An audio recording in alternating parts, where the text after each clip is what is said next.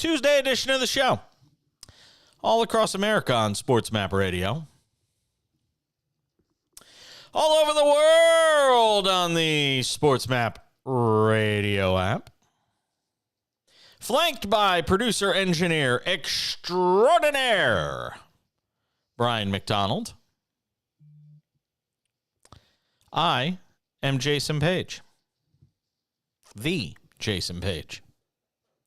With you for the next 3 hours, a busy 3 hours ahead. It's always a busy 3 hours, even during the slowest week in sports. And that is what we are in the midst of. It is the second day of the 5 worst days of the sports calendar. And we are determined. I could have taken the week off. I could have taken days off and just made y'all listen to VEASAN and whatever the hell they got on at this time of night. Bless their hearts. But I said no. I said Brian McDonald. I said Charles Carter. I said Justin Barbosa. I wrangled them all together. Got them all together. That was me. That was me wrangling you all together. Yeah, no, I haven't. But I'll say it again. Need to pay attention, son. Yeah. Lack of attention. I said we're doing the show this week. We'll get creative. We'll have some fun. Do some laughs. No, I'm really not. I'm really not. Oh, it is.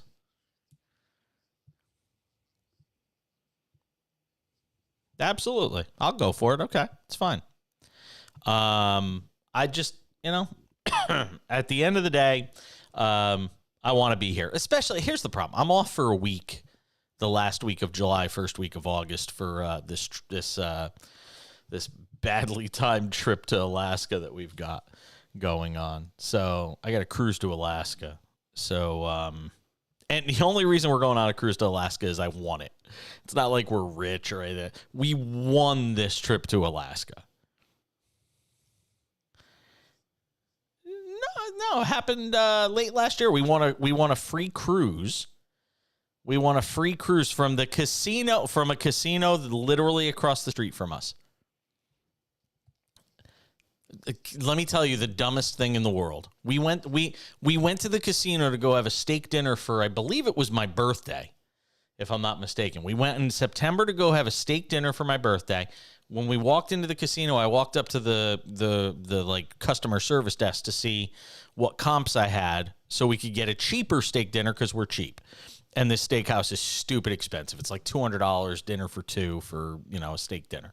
So we went up there and like, oh, you have a comp. You have comps for like $100 or $125 for dinner. And I was like, oh, that's cool. And they're like, you've got, $40 of casino credit. You have a free cruise that you still haven't registered for. You got this. I said, wait. I said, what?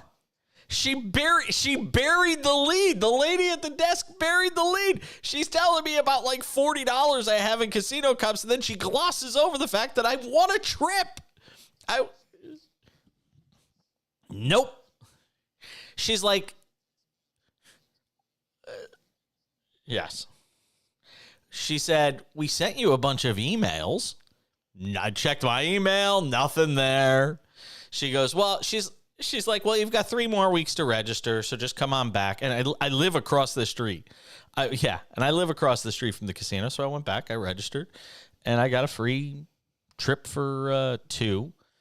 All expenses paid. We just have to pay, like, the taxes on it, that sort of thing. And that's it. So we picked this July 29th. We're going to go for a week, cruise out of Seattle. I think so. Seattle to Alaska and back. And then, so that's what we're doing. It's going to be fun. I'm looking forward to it. I've never been on a cruise to Alaska.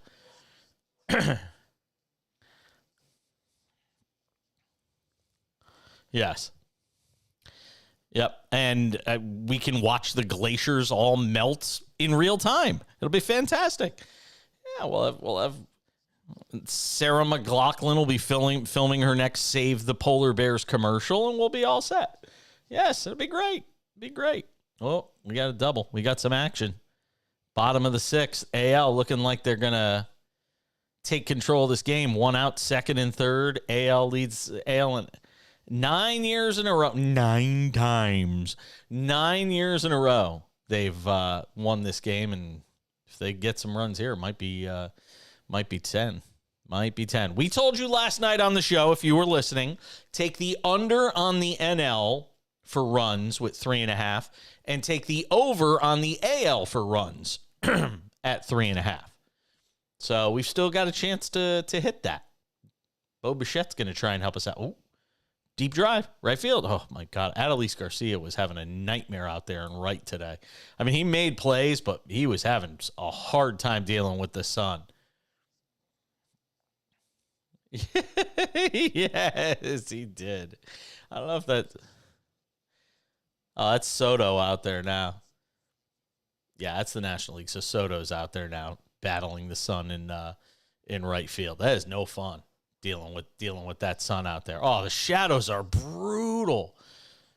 Yeah, the shadows are, then they're still brutal right now. So anyway, we feel good about our picks for our live bets for the All-Star game. We'll see what happens. Oh my goodness, Vlad Guerrero just threw his bat into the camera well. Everybody looks like they're going to be okay, though.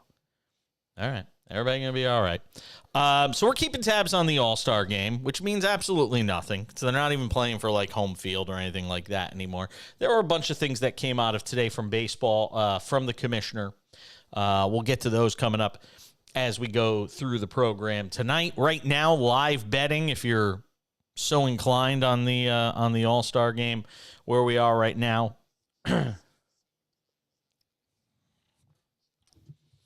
It's basically what you are. It's basically what you are. By the way, it's 2-1 now, American League, after that fly out to right by Bichette. So AL with a 2-1 lead. Right now it is AL minus 320 on the money line. It is the National League plus 230 on the money line. The total now is 4.5. Eesh. The live betting total is 4.5. Three. I think it was 7.5. Yeah. I think it was 7.5. So right now you've got 4.5 for the total. And I got to be honest, I think it goes over that. I think you're going to get some late. I think so. I think you're going to get some late fireworks in this game. Just got a hunch. And that's about all you could do right now. Dave, excuse me, I'm still a little under the weather. You have to excuse me. Dave in Connecticut, our P1 of P1s, is already texting in tonight. He's all geeked up. He said, I put 65 on the under 7. He said, I can't turn you on until the game is over. I'm in the bottom of the third right now. What on earth? He's watching the game on tape delay? On DVR? Who watches any live sports event on a delay? Wrestling is different. I've never.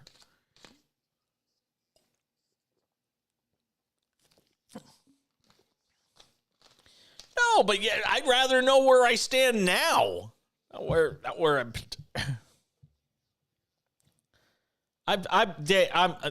Can I just spoil it for him? Can I send you spoilers?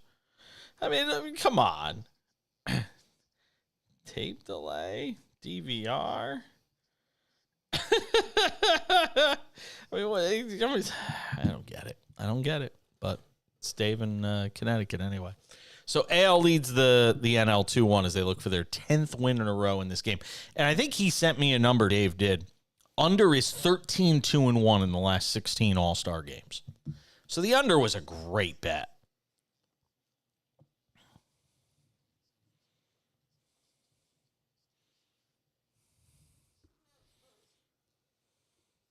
You betray, the shadows betray you.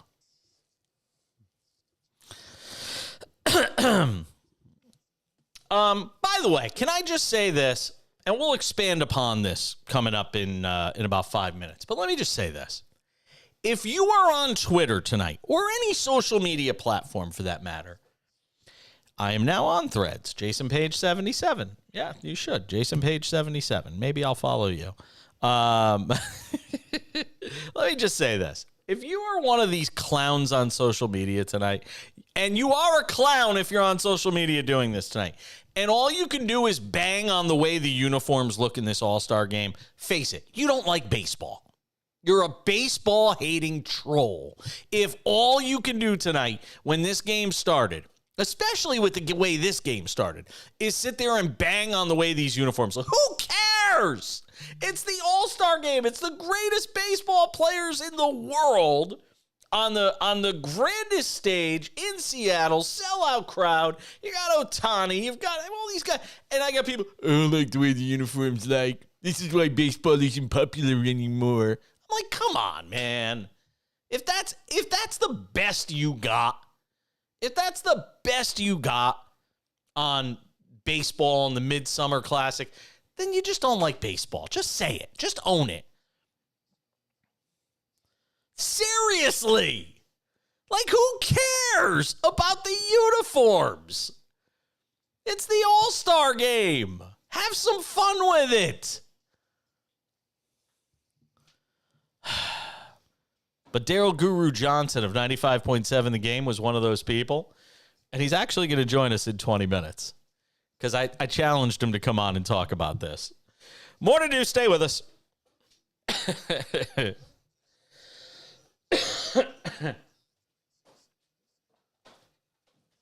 Yeah, 20th.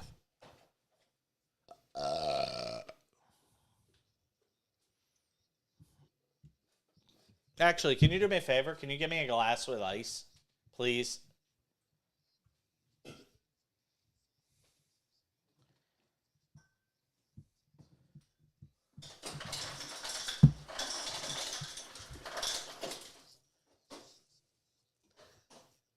Boy, what a team. Jeter, Ortiz, and A-Rod. It is great. It really is.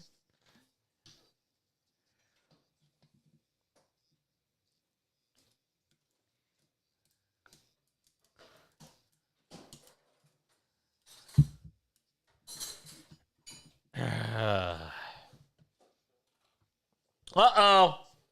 Bye-bye. Is that fair? Gurriel? 2-2. Wow. Told you. And there's your 4.5. Sayonara. Told you. I don't think so.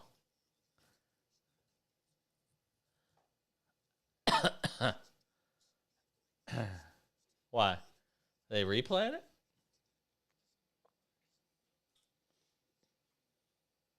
I thought it hit the pole.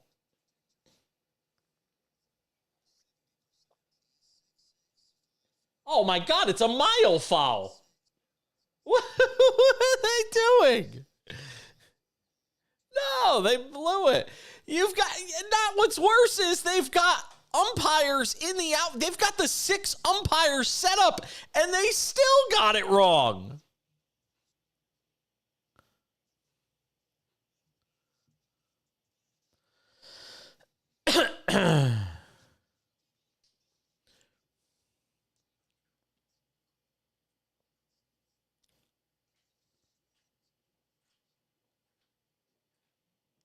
It's not like, it's not only, I mean, it wasn't even close if this is, where is it? I'm trying to see an angle. No. It's got to be foul.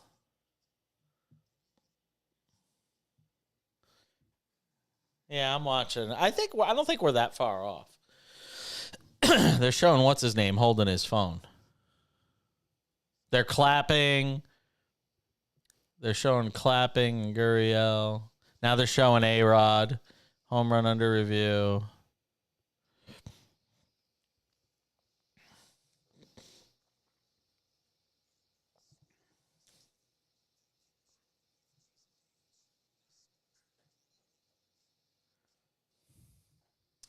Good to have you with us tonight. Coming up in 15, Daryl Guru Johnson from 95.7 The Game will stop by and hang out with us on the slowest sports day. Well, one of the slowest sports days of the year. Tomorrow is where it gets really. Oh, there it is. It's a foul ball. I mean, Lourdes Gurriel hits a ball that he thinks is a home run. They rule it a home run. It is so far foul when you look at the replay that it just. Here's what's crazy. They've got a 6-umpire setup for this, meaning you've got your 4 normal umpires. This is a postseason umpire setup. They have 2 umpires on the foul lines in the outfield, and they still got the call wrong. Oh, my God, it's so bad.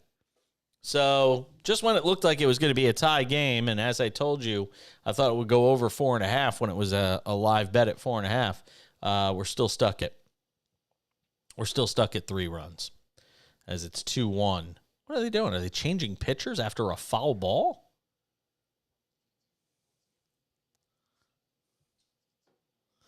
But they take it. No, I don't know what they're doing.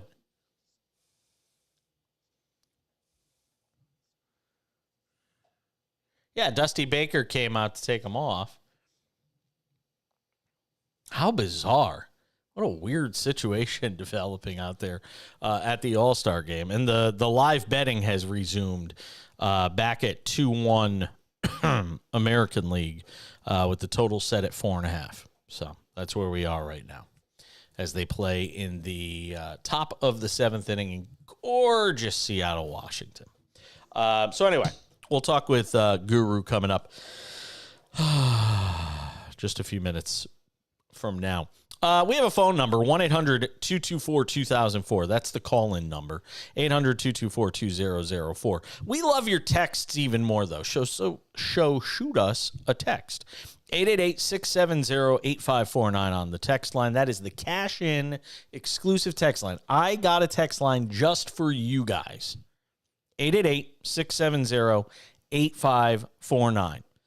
And yes, those temperatures behind me, they are real. It was 100. It'll be 105 tomorrow in Palm Springs. It was almost 110 today. And they're saying this weekend it's going to be close to 120 out here. We get it worse than Phoenix. Phoenix is going through something unusual right now. We have that for 3. We have what Phoenix is getting right now for 3 months straight. I hear Phoenix, and I'm like, boo friggity who. No offense to our audience on KDUS. You don't live in Palm Springs. You don't know heat.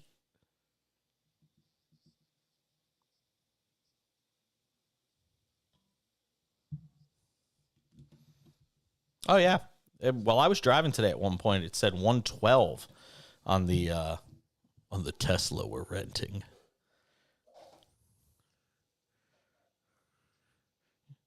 That went right past you. We're renting a Tesla this week.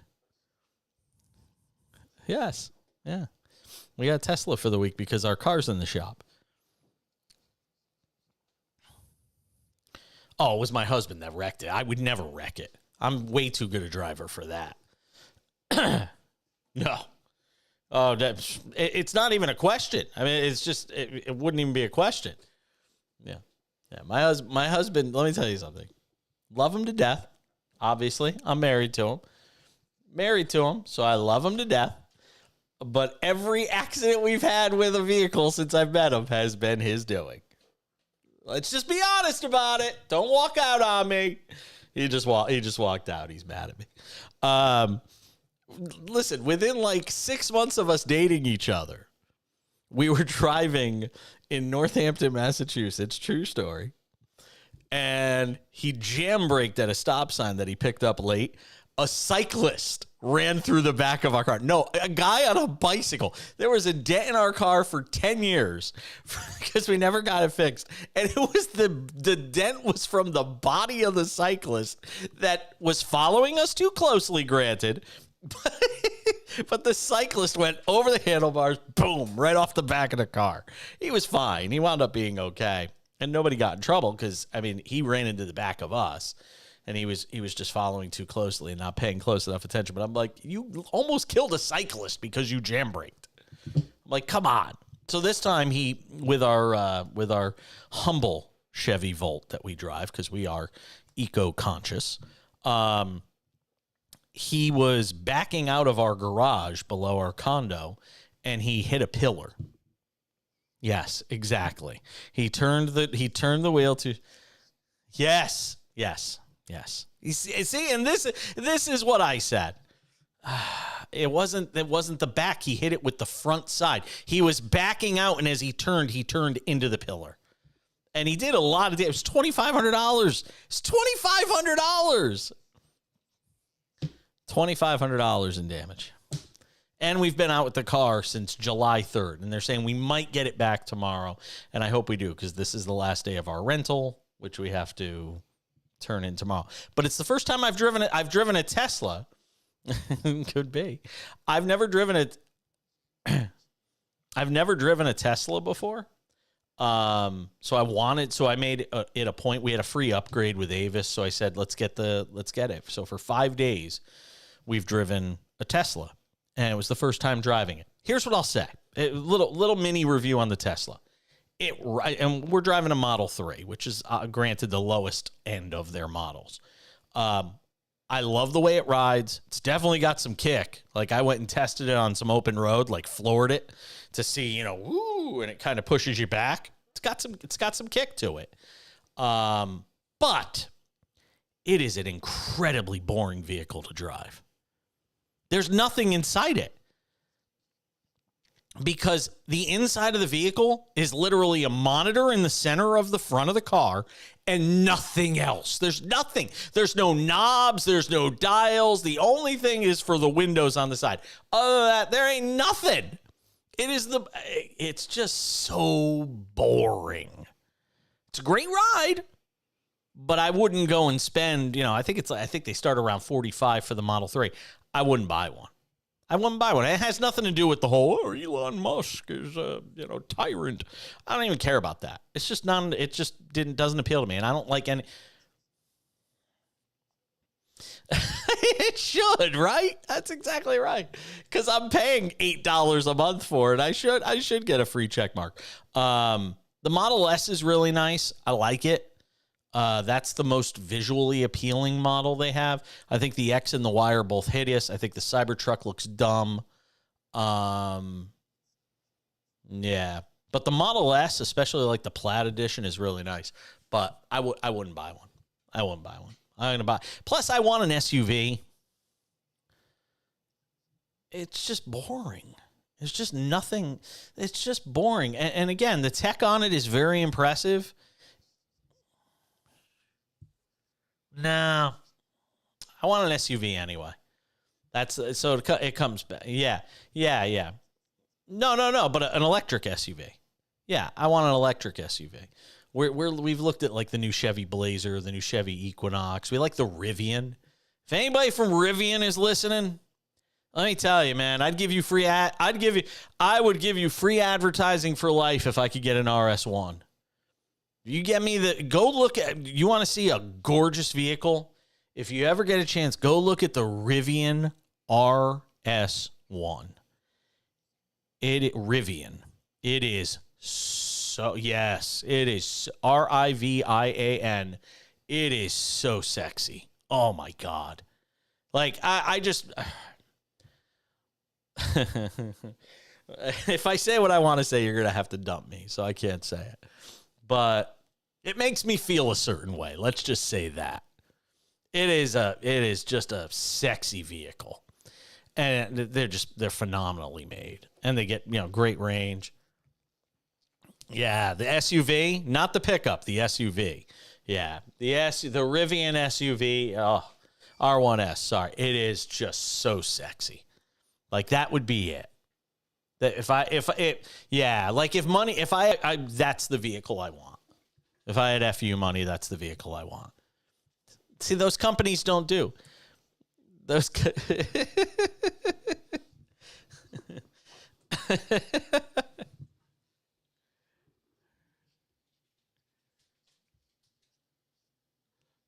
How'd you lose me? Oh my God, Daryl Guru Johnson is coming back. Yeah, not Ferguson. I don't know how I disappeared. Nothing moved on this end. I wonder if our internet went out briefly. That's possible. Well, okay, we're here. But yeah, R1S, tremendous vehicle. I'm surprised you haven't seen any out there in Texas. I know you guys aren't like a bastion for EV vehicles.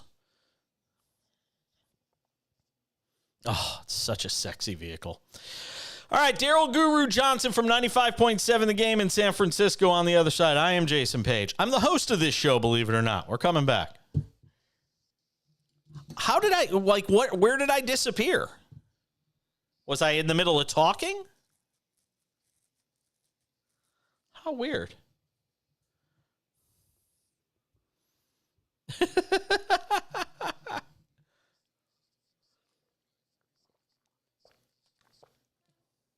I heard you. No, listen, you never went away.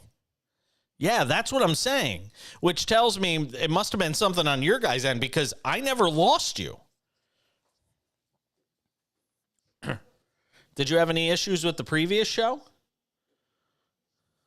They took the show off. You're going to go swimming? Is that what that said? My husband is signaling that he's going to go swim. Why don't you come say hi? Come say hi on camera. Don't say hi. There you go. No, he's right there. See, he just came on camera briefly and said hi. He's shaking his head at me, though. Oh. I could put up a picture. Yeah.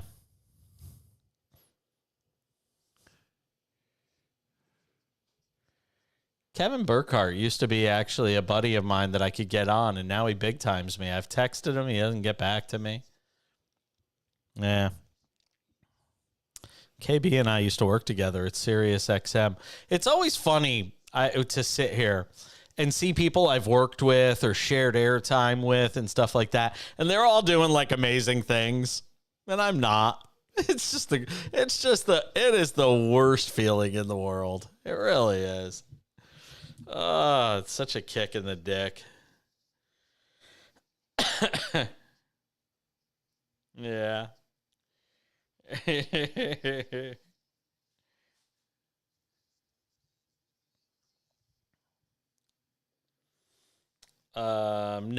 No, I'm gonna call Daryl now.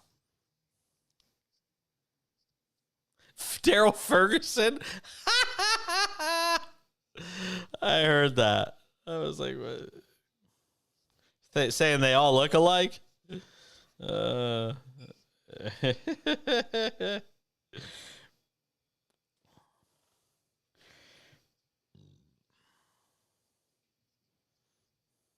Yeah. Say hello to Daryl Ferguson. That's great. There he is. What's up, baby? I can't wait to have this discussion. What up, baby? How are you? Are you off? Right. Are you off this week? No, I went to a family reunion a couple weeks ago, so Steiny's off. I'm in the lab. So you're doing all by yourself this week? No, I got our producer Evan Giddings is sitting in for Steinmetz starting tomorrow for the rest of the week. See, friggin' Nahagian should have had me come up for the week. I would have come up there and done the show for the week. You got to reach out to him. I always bring you up. I text him. He and I text. All right, I love it then. Okay, I'm going to bring you up tomorrow. Yeah, he and I text. Tell him next time somebody's got to take a week off, tell him I'll come up for a week. I got nothing to do. I could could do my show from anywhere. Okay, all right. I'm going to tell him tomorrow. Jay, I think I already asked you this. What kind of watch is that? This is God, it's beautiful. That is a Swatch Omega collaboration. Wow, it's called the Moon Swatch. And I'm on it as soon as we get off. And they have all different planets. This one is Mars. Wow, dude, that is nice. Yeah, it's pretty cool. We're coming back. Hold on. Okay, bye.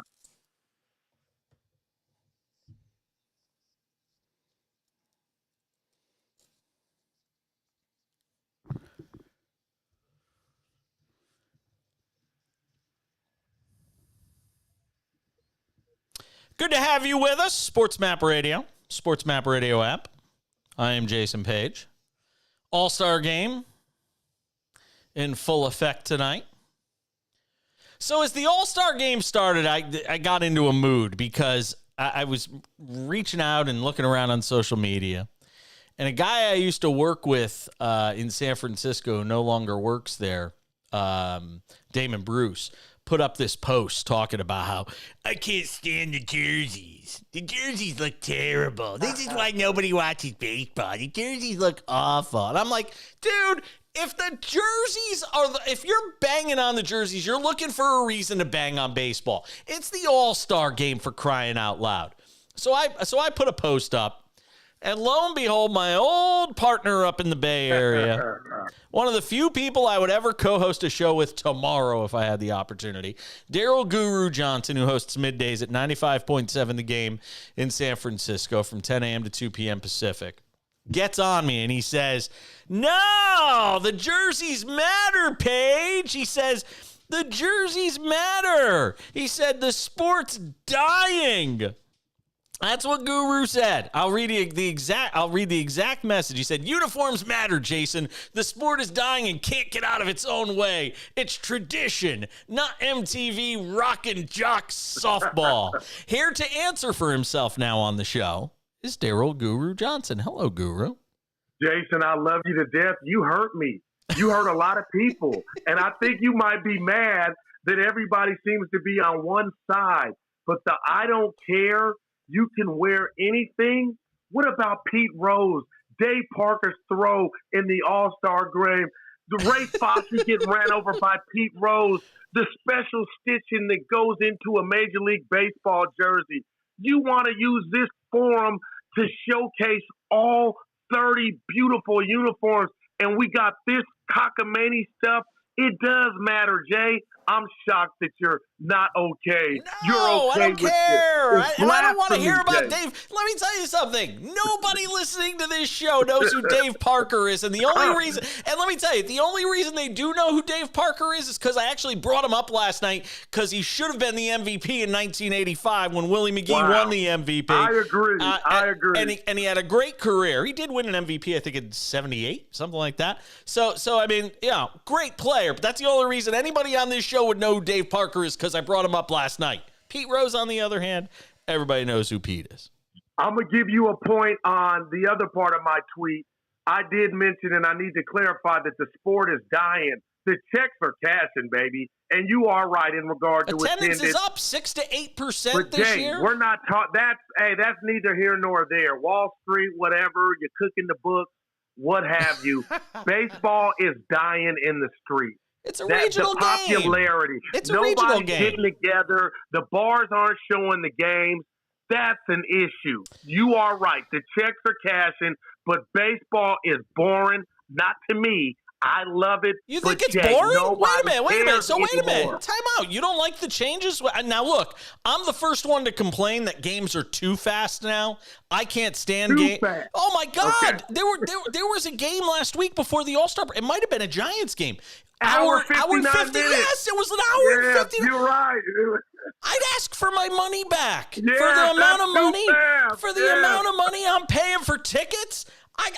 If I get there late, God forbid there's traffic, I'm going to be entertained for 90 minutes and then the game's over? No doubt, I'm with you. It's crazy. And look, Brian Kenny tells me all the time, we get Brian on Love usually. Brian. We get him on usually about once a month. I'm trying to get him on this week.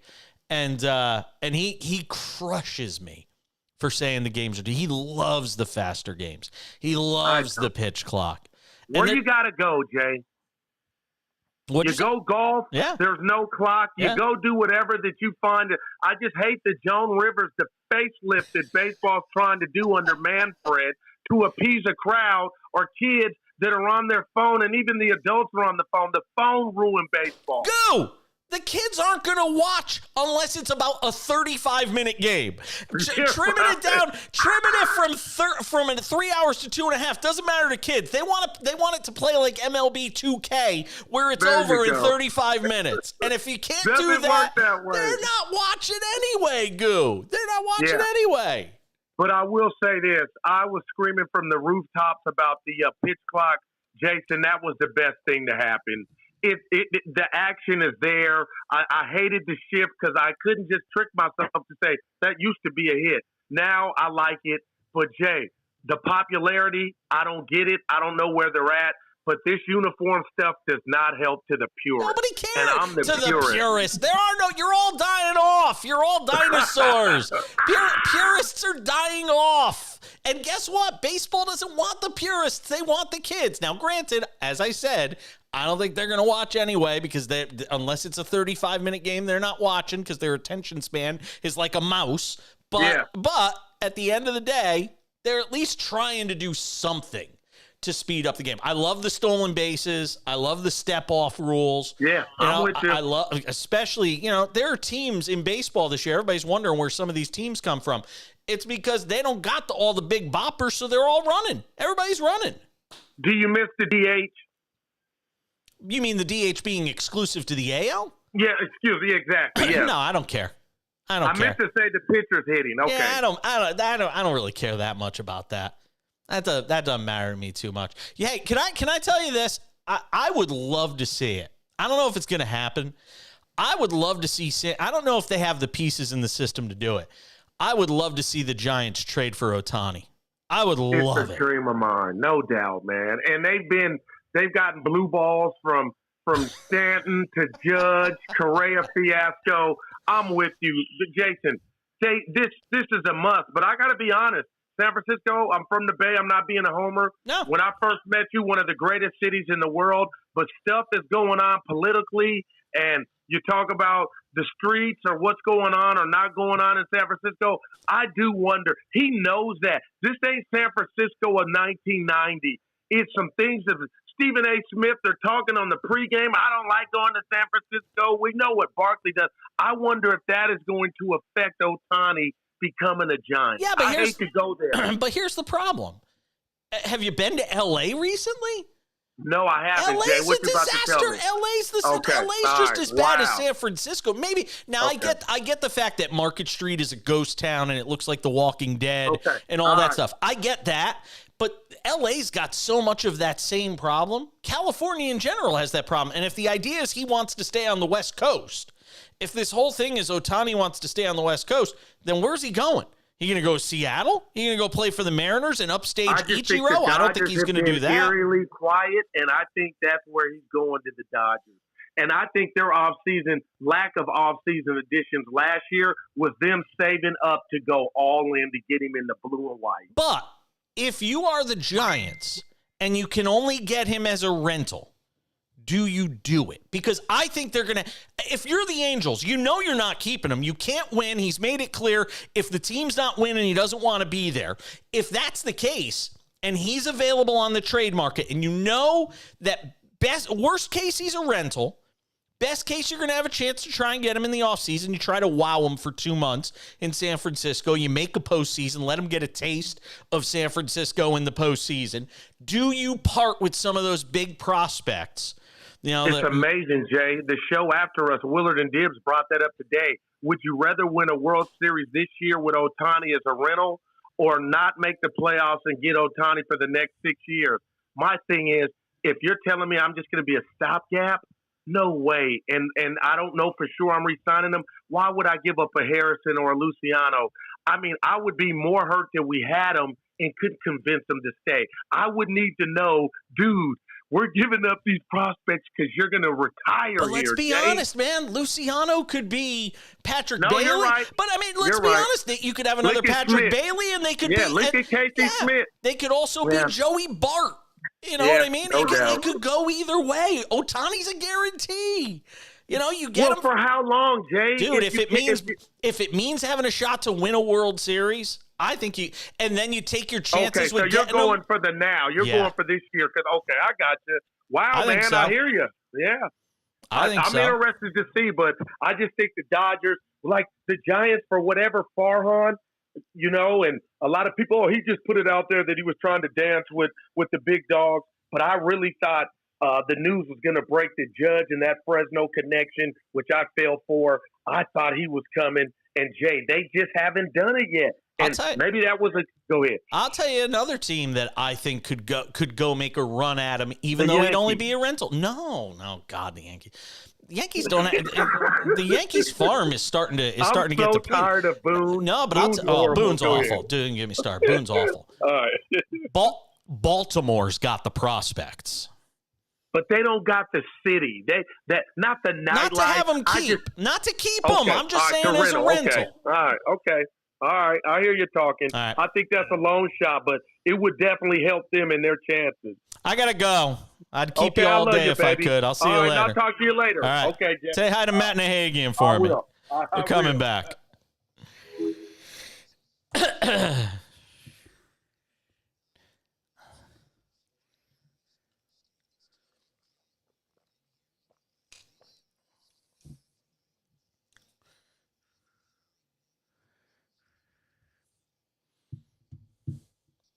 Do I play what?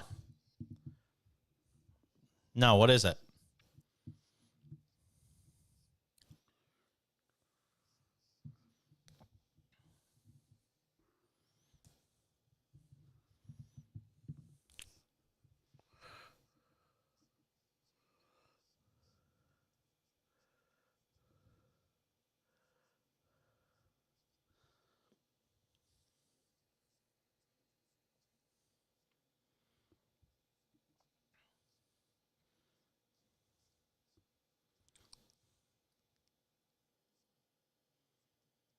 No. See, now while you were just talking to me, for like a split second, I lost you. Should I try disconnecting, and reconnecting during this break? Yeah, it only takes a second. Here, I'll disconnect real quick. 10, 9, 8, 7, 6, 5, 4, 3, 2, 1. Reconnect. There I am. Here I am, the one that you love. Daryl Ferguson. Dude, that is my man. I love him. I absolutely love him. We had so much fun. And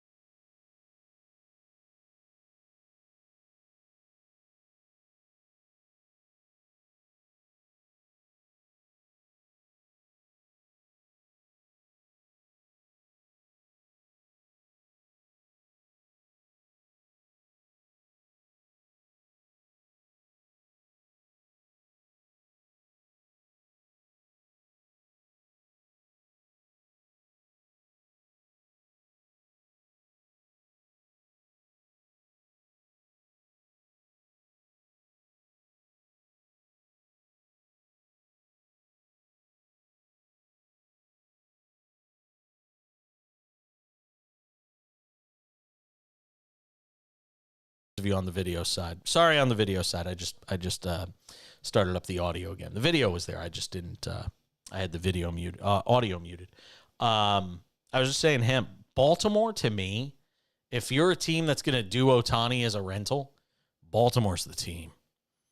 They've got so many. They are loaded with prospects in that organization. If you feel like you've got a shot to win a World Series and you're the Angelos family and you haven't sniffed it in forever, there's got to be a temptation. It has to be a temptation to go. They've got Jackson Holliday, who's I think he's one of the top 5 prospects in all of baseball, if I'm not mistaken. Yeah, Matt Holliday's kid. You've got Jackson Holliday sitting there. Matter of fact, he's getting promoted. Let's see here. Just he was at Delmarva, so I guess he's going to go to Bowie, if I'm not mistaken. Yeah, he's gonna be promoted to AA Bowie.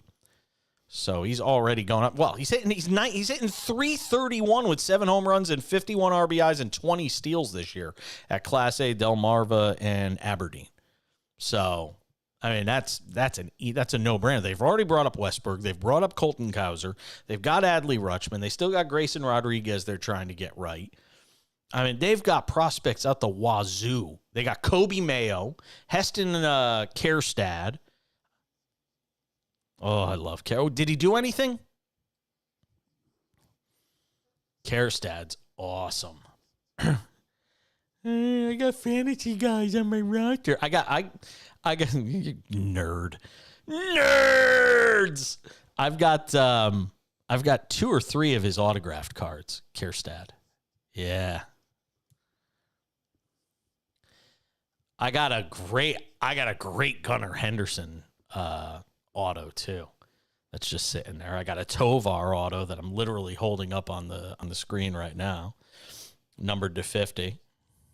Oh, it's such a gore. Wait until you see how beautiful a card it is too. Numbered to 50. Bowman Inception. Such a beautiful card. Yeah. I've thought about selling it, but it's too good a card. I think I'm gonna go get it graded. I'm going to get it graded. I got a Gunnar Henderson card to get graded. I got a Julio card I got to get graded. I got a whole bunch of stuff I got to send out to PSA. Whole bunch of stuff. Wow, NL leads 3-2 here I told you there was going to be fireworks in this game. What did I say? What did I say, people? You listen to the show, you make money. You don't listen to me, you're on your own. Right now, it is American League plus 260 on the money line. The National League is minus 370, so the number's basically flipped, given what's transpired here. National League minus a run and a half is plus 210. American League plus a run and a half is minus 280. Are there any specials here? Let's see. Let's see if there was any MVP stuff. I meant to get in this hour to the we'll do it in the next hour. I want to get to some World Series picks, league winners, division winners to make the playoffs. Go through some stuff I like there that you guys may want to jump on. Listen, baseball's my jam. I mean, I did well on the NFL this year. I don't have my record in front of me, but we did well on the NFL this year in Paige's picks. And we do well in our live picks with Monday night and Thursday night football and things like that. But baseball is my jam. If I can give you baseball winners, I don't often say take my stuff to the bank and go, try to make money with it. But baseball is the one sport I feel most confident in. That's my game. It's the game I grew up with. He did say something interesting, Guru, about San Francisco sort of being in a state of disrepair, the Bay Area being a mess, and he's not the first person I've heard that from. You can go to one neighborhood in San Francisco, and it feels like the same San Francisco I've known for a decade, and then you can go to another neighborhood, and I'm not joking, it looks like Baghdad, and I'm not talking about the green zone. Like it looks scary. With just encampments of tents and, totally cracked out people just walking the streets like zombies. It's like something out of The Walking Dead. Really is. So, Ohtani's going to look at something like that. But again, if you're Ohtani, you're not going to be living in those neighborhoods either. You're sort of isolated. You can insulate yourself from it. So I don't know. I don't know what you do if you're Ohtani, because LA's got the same problems. So where's he going? He's not going to San Diego. I said last night Seattle would be an interesting pick, but because he wants to stay on the West Coast. But I think out of deference to Ichiro, he wouldn't go there. And my husband said to me tonight, he goes, well, what are you talking about? Ichiro's retired. And I was like, very astute. But the reality is that was Ichiro's turf. Is he going to go up there and be better than Ichiro? And then what happens? He sort of upstages a legend of the game in his own home country? I don't think he would do that. I think he's got too much respect for the game. I don't think he'd do that. I think he's got too much respect for Ichiro. And then the whole Mets thing comes into play. Will the Yankees make a run at him? I have no idea. Yes. Yep. I can't imagine him going to New York.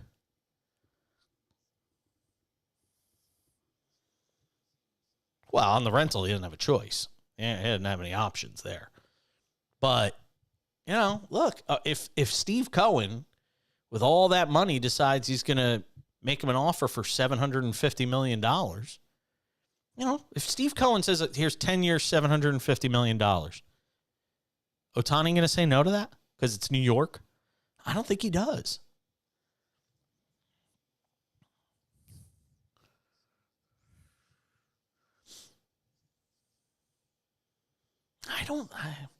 I know everybody said they shed the salary last offseason just for this.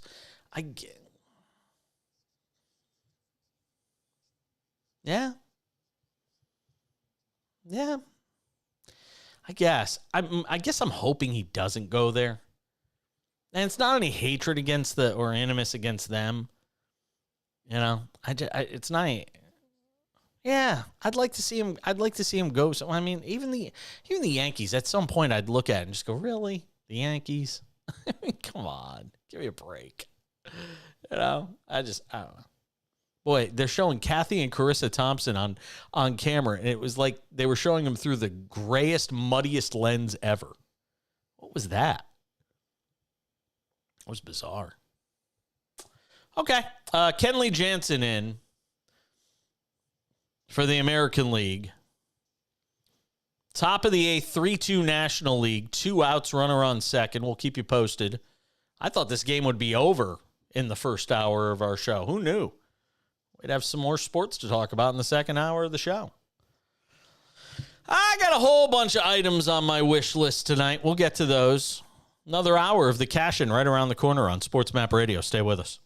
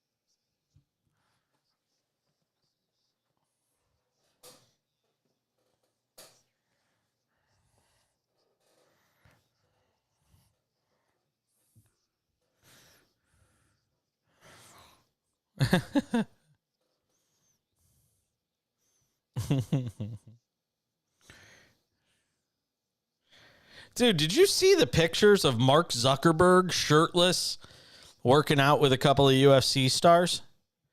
Dude, he's ripped. Ripped. I don't care. This dude, you could tell he's putting in the work. Like, holy shit. I was blown away. Blown away. You could tell he worked at this. This is not a bought body. Let me tell you something. He gets in there with Elon Musk, he's going to kill that man. Better have a life insurance policy if you're Elon. So that dude's going to be dead. That dude's dead. Mark Zuckerberg going to fuck him up.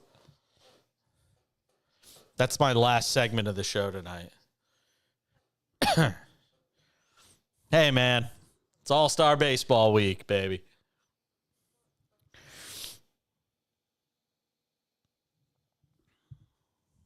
What do we got here? Let me put the rundown.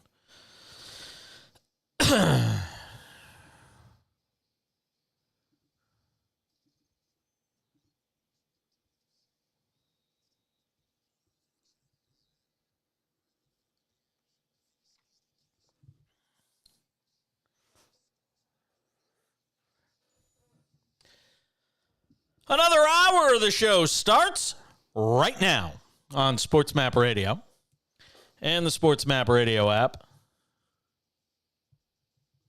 Homophobe Josh Hader is on the mound for the National League. 3-2 NL over the AL, bottom of the eighth. Oh, that was hit like a bullet. Oh, double play. National League. Wow. Whit Merrifield got doubled up. Let's go to the ninth inning. National League leads the American League 3-2. Wow.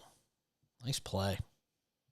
Nice little pick in the dirt there by Pete Alonso, too.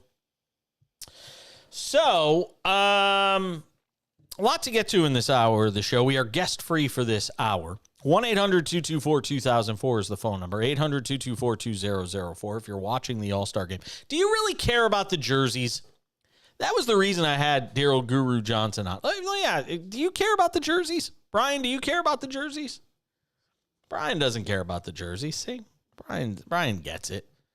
You don't care about the jerseys. No stinking jerseys. Hit me up on the text line. Yeah.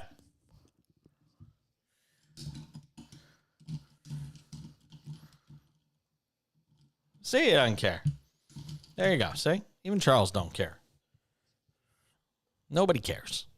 If you care about that, like I said, you're looking for a reason to bang on baseball. You're that guy. Congratulations. You're the guy that, you know, goes to the fancy restaurant, and if there's like, you know, one ice cube that's out of place, you're the guy that's complaining. You're like, you're male Karen. You're male Karen. Congratulations.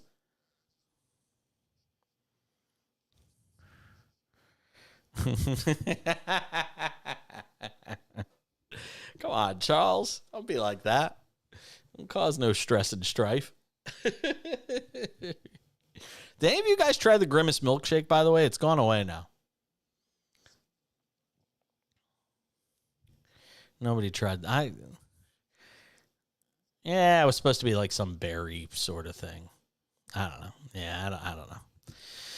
I never got a chance to try it because every time I go to my local McDonald's, the milkshake machine is down.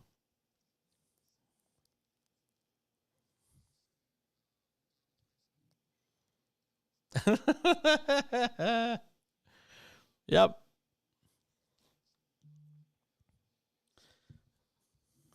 Yep. Absolutely. If you care about the unis, let me know over on the text line, 888-670-8549, 888-670-8549. Hit me up. Let me know what you think. We'll get to the text line. I have to refresh my text line page because, well, I have to. David in Austin, Texas, listening on the horn. Come on, pull it up. Let's go. Says they should wear their team's home and away jerseys. It doesn't matter to me. It's a special jersey. It's the All-Star game. What they should wear. It doesn't take away. If a jersey is taking away your enjoyment from the All-Star game, you need help. You just need help. You need an intervention. That's all there is to it. If a jersey is taking away from your enjoyment of the All-Star game, it's a you problem. That's all there is to it. Things are about to get I have a feeling that we're just getting the tip of the iceberg when it comes to this story involving Northwestern. This thing feels like it's going to get really ugly. We talked about it a little bit last night on the show with Bill Bender from Sporting News, who does a great job on college football, their national college football writer.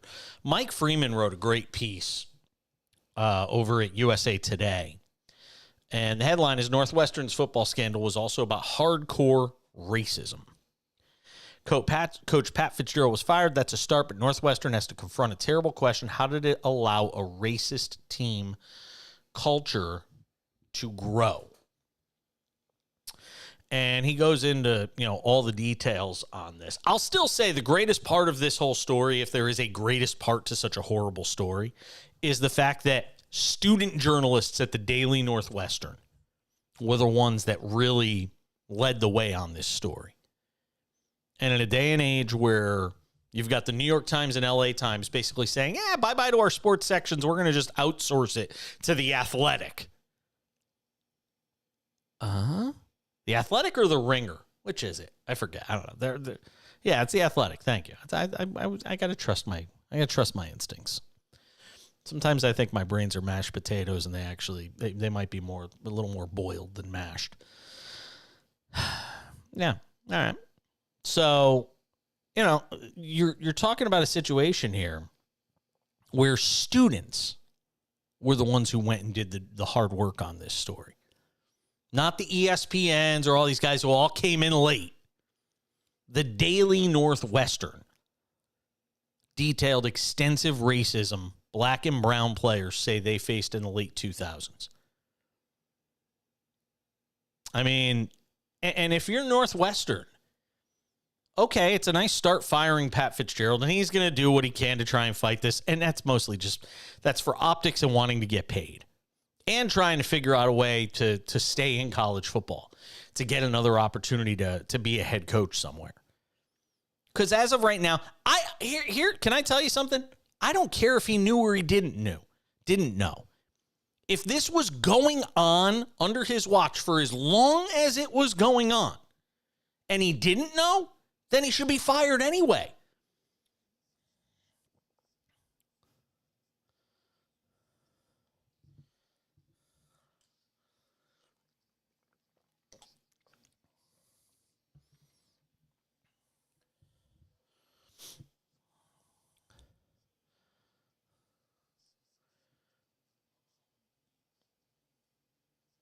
Yes.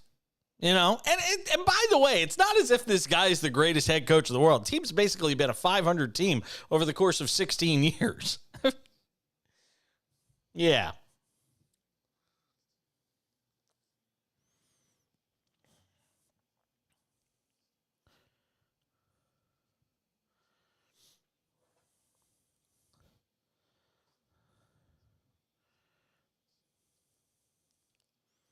Yeah. And I said this last night on the show. If I'm him, I don't go kicking and screaming and fighting, because the more you do, the more journalists are going to dig and find out what the hell was really going on there all this time. And when you start talking about, sexual hazing, when you talk about a Latino player being forced to shave Cinco de Mayo into his head, I mean, this is the sort of stuff that was going on. And it wasn't just Pat Fitzgerald. It was the assistants. It's all of them. So to me, if I'm Pat Fitzgerald, I bow out gracefully. Take the money you've made. Just go chill. Because you're done, dude. You're done. You and Jalen Kitna could go sit on the same island as far as I'm concerned. The island of irrelevancy. No. Nope. Both of those guys, to me, Jalen Kitna, going into the transfer portal, like, nah, you know what? They dropped the child porn charges. See, nothing to see here. Those things weren't really on my phone. Oh, yes, they were. Just because you got a good attorney that was able to talk you out of it, get you out of being on the sex offender registry, doesn't make you any less creepy for having that stuff on your phone. And it was on your phone. I don't care if you were charged, if they dropped the charges because they wanted to, make it an easier case, whatever it may be. Jalen Kitna, if there is a Division I school that hires or picks up Jalen Kitna in the transfer portal, if any school picks him up in the portal, if Grand Canyon University picks up Jalen Kitna in the transfer portal, I'm going to crush him. Because that kid, sorry, you forfeited. You cannot have somebody like that on your college campus knowing what we know about him now. You can't simply say, well, they didn't file charges. They dropped the charges on the child porn stuff. So, everything's fine now. We know what was on the phone. There's no way he can be given an opportunity. I'm not saying he doesn't have the right to have a job. I don't even care if he, again, there's something about him being on a college campus that creeps me out to no end. But I'm not saying he can't go make a living, go do something with his life. But he's forfeited any benefit of the doubt that he thinks he should have. And here's the scary part. It only takes one. It only takes one college football coach desperate enough who can talk his chancellor, his school president, into bringing in Jalen Kitna because he gives their team a chance to win. It only takes one. And exactly. Everybody gets another job. Everybody gets another opportunity. Well, not Ray Rice. He didn't get another opportunity. Or Colin Kaepernick. Colin Kaepernick doesn't belong in that list, though, because he should have gotten another opportunity. All right, we'll update you on the All-Star game on the other side. We'll get to some odds on the second half of the baseball season, the postseason, too. Stay with us.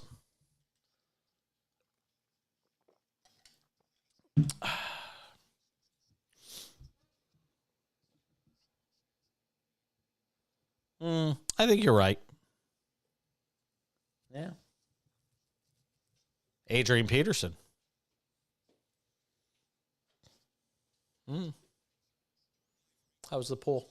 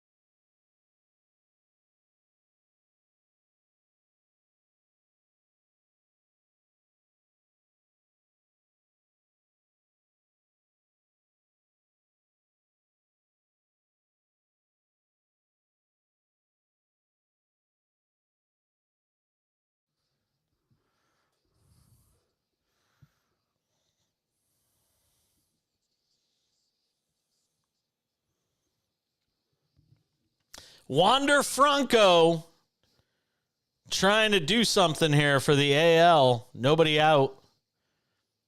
Bottom of the ninth inning. National League 3, American League 2, as the NL tries to snap a 9-year losing streak. 9 games they have lost consecutively to the AL. Can Franco do something here against Kimbrel? Boy, I swear, I have said this about Kimbrel literally forever. He is not a closer that scares me. I have always said this about him. Against really good hitters, he struggles to put guys away. I have always said this about him. Who knows? Maybe I'll put away Franco here. Franco pops it up out of play. Long at bat here. 7-pitch at bat so far for Franco. 2-2. Kimbrel against Franco here in the and it is pronounced Franco, by the way, not Franco. Just so you know. I've always said Wander Franco, and it's actually Franco. I've heard Dwayne Stats call the games now for a while, and he always says, Franco. Oh, he threw him a breaking ball, and Franco spoiled it. Man, Franco's such a good hitter. Franco's having a great year. Another guy got a bunch of his rookie stuff.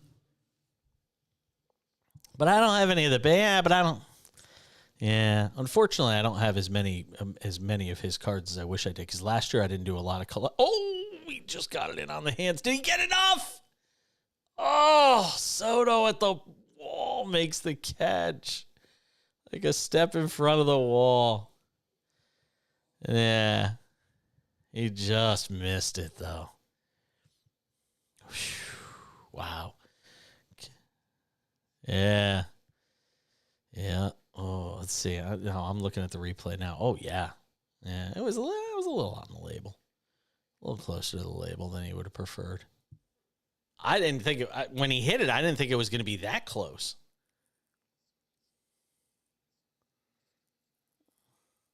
Oh, Vladdy now. Boy, Kimbrel's going to have to work to get this thing. Oh, in the stands. Soto tried to fight with the fans at the wall in the stands. Yeah, yeah, absolutely.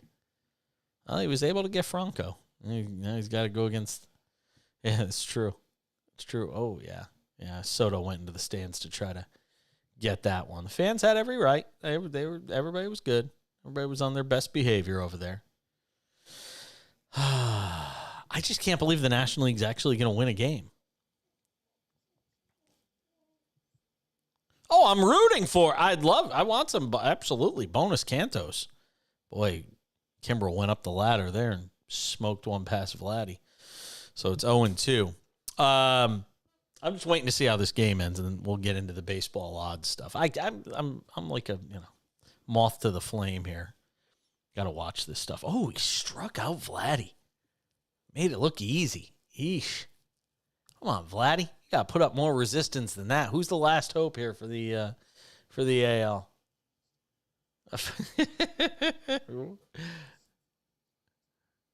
Oh, it's Kyle Tucker. All right, here we go. Let's see your Houston Astro do something here. See? Dusty Baker.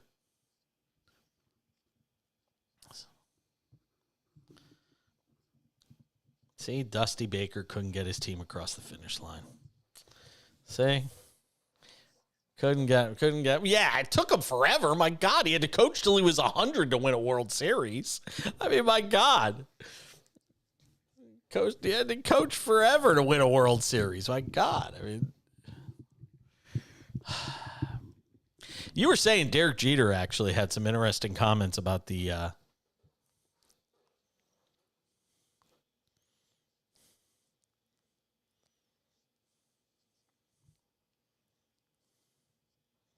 yeah, it doesn't matter.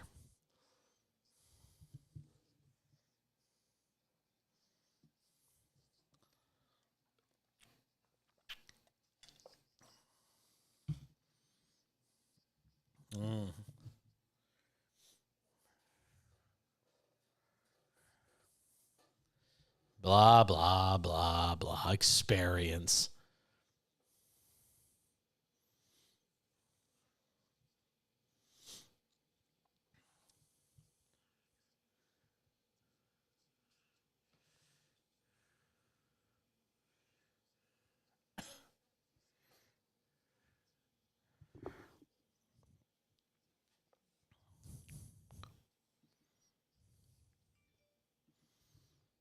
Okay, fair enough. Oh boy, 2-2 count, down to a final strike here for Kyle Tucker. Oh wow, good take on the 2-2. Gets it to 3-2. Oh my God! Please let him get him. Please let him get on base and set it up for Julio Rodriguez in the bottom of the ninth. Please give that to the fans. Oh, give it to the fans. Let them.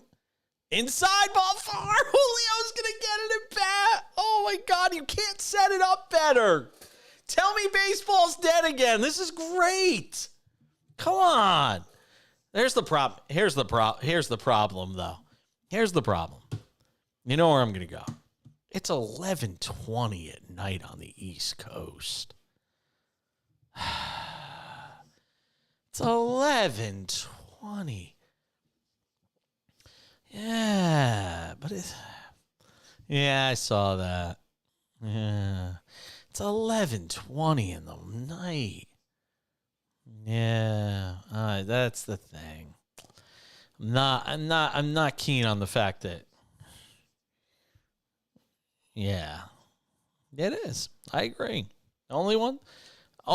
That's why the West Coast is the best coast, baby. That is exactly why. Yep, West Coast is the best coast. Oh, Julio swinging at a breaking ball there. 1-1. He's had a disappointing first half. They're hoping the home run derby might spark him a bit. Oh, and then he took he takes a 1-1 fastball right down the pike at 94. What are you staring at? Swing the bat.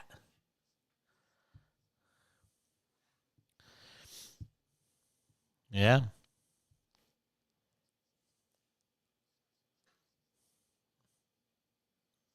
Well, yeah. Did he get voted in, or did he get selected? Did he get voted in? He played all 9 innings tonight as a starter. Wow. So there you go. Then he must not have started. He must not have been a starter. He must not have gotten voted in. 2-2 pitch here from. Kimbrel can't put him away. See, this is what I mean. Everything's a grind with Kimbrel. Everything's a grind with Kimbrel. I mean, I get he's facing an all-star team. Don't get me wrong. I appreciate that. But I've watched him do this. Is back with Atlanta, I used to say this. Oh, Julio got a good pitch on 3-2, and he was late on a fastball. By the way, Kimbrel's at 24 pitches. Let's just say he walks them. I mean, how long do you let him go? He's a closer. I'm sure that the Braves are probably sitting there going, okay, you can go get him now. Ball 4. Wow. Really?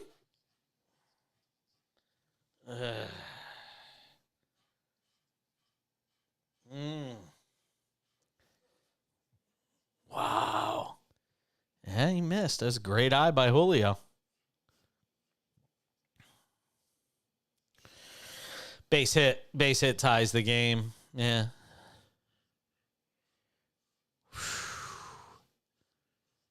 Boy, this is fin.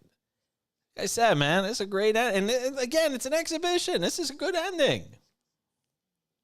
Yeah, the uniforms.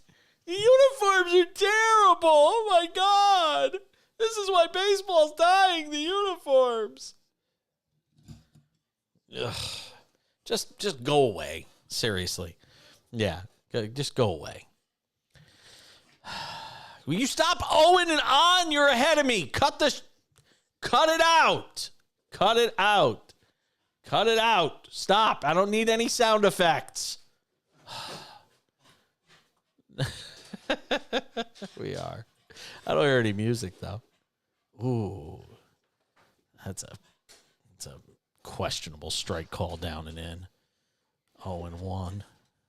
Well, the game will be over by the time we come back, so we'll recap what happened. Unless, I guess, the AL just ties it, and then we'll be talking about extra innings, but at least I'll be able to watch it. Oh, did he go? Oh, they didn't even check with... Oh, man. All right, stick around. I've still got more baseball second half betting to get to. It's the Cash In on SportsMap Radio. Oh, man, that should have been an appeal down to third. That's terrible. That's close. It's way too close for the umpire. I saw it. Outside, 1 and 2.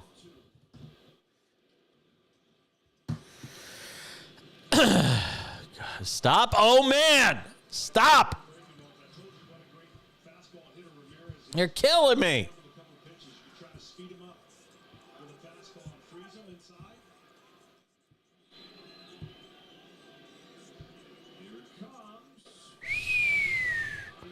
Up in the zone. You can't put him away, man. He's got alligator blood. Can't put him away.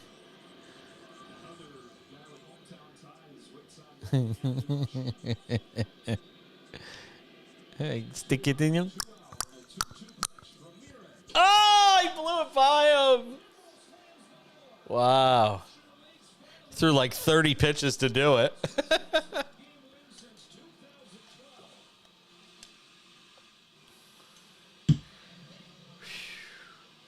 Yeah.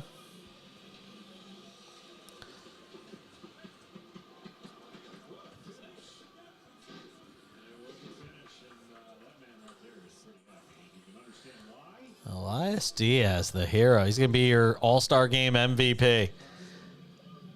Journeyman catcher for the Rockies.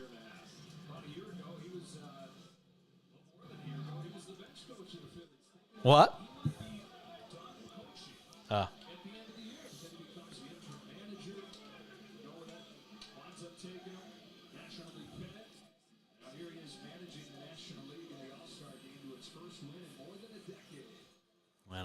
Went up the ladder. He didn't want to watch. It's awesome.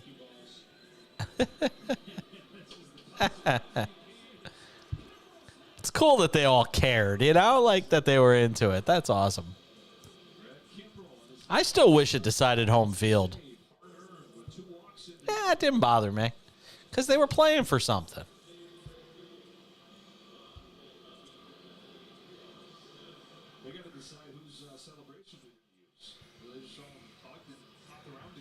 Yeah. I'll tell you what, we saw a little bit of everything. We saw the hit king get 2 hits.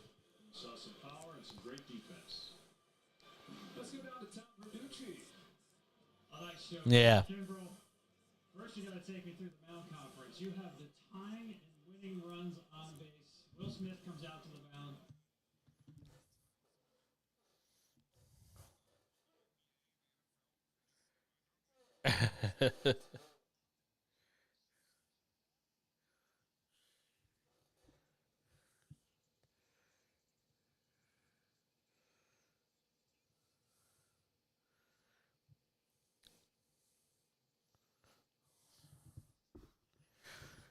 His name's Bird. Yeah. No, that'll never happen again.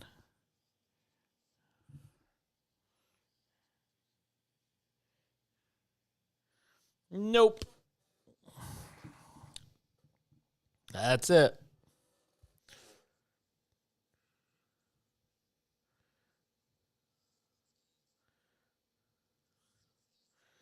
I'm not gonna punch down again.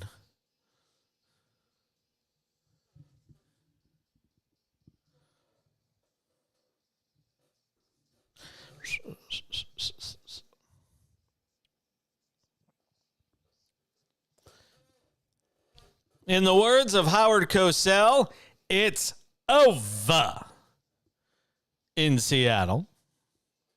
National League wins it 3-2.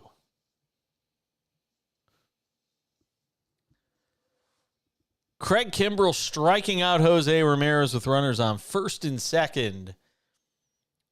Elias Diaz. You want to walk with Elias? You like that? Come on.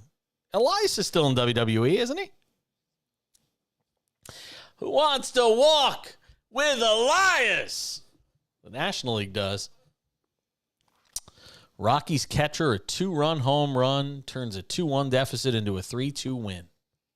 Wow. No, the uniforms!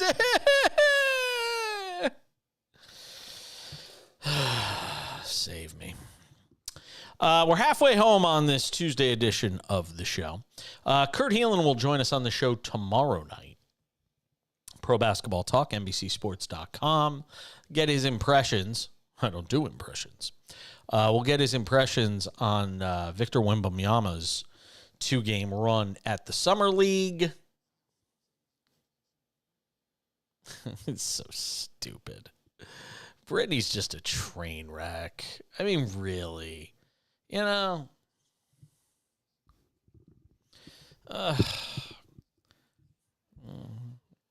Is she really a big basketball fan?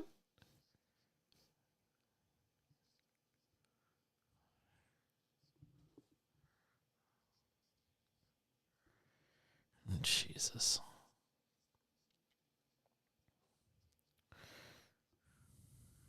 Yeah.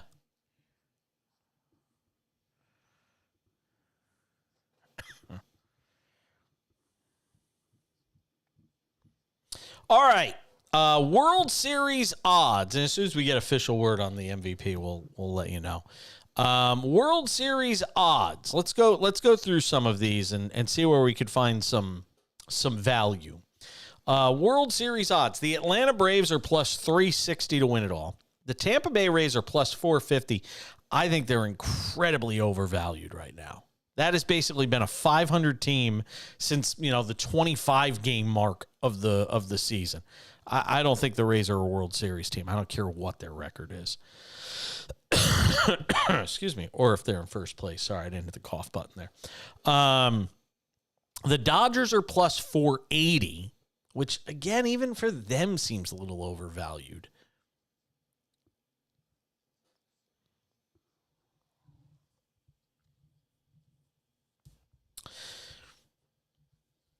Now here's where you start to find some value. The Rangers are plus 1,000. We've talked at great length about their run differential, what they've done this year. They've already gone and made a move with Aroldis Chapman to help shore up the bullpen, kind of make it a 7-inning game, maybe a 6-inning game even with some of the guys they have on the back end of that bullpen to go along with Chapman. The Rangers at plus 1,000. That's one that I would endorse. I don't have a problem with that. The Astros are also plus 1,000, which feels like it should be a little higher. But I guess the odds makers are banking on the fact that once Yordan comes back, and he will, that they're going to be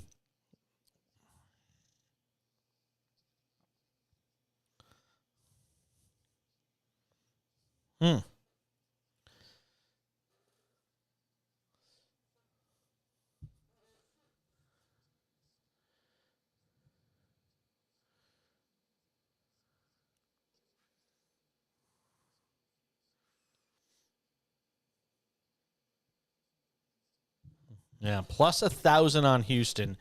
And then the next team up kind of surprises me. The Yankees at plus 1,500. I honestly would have them lower.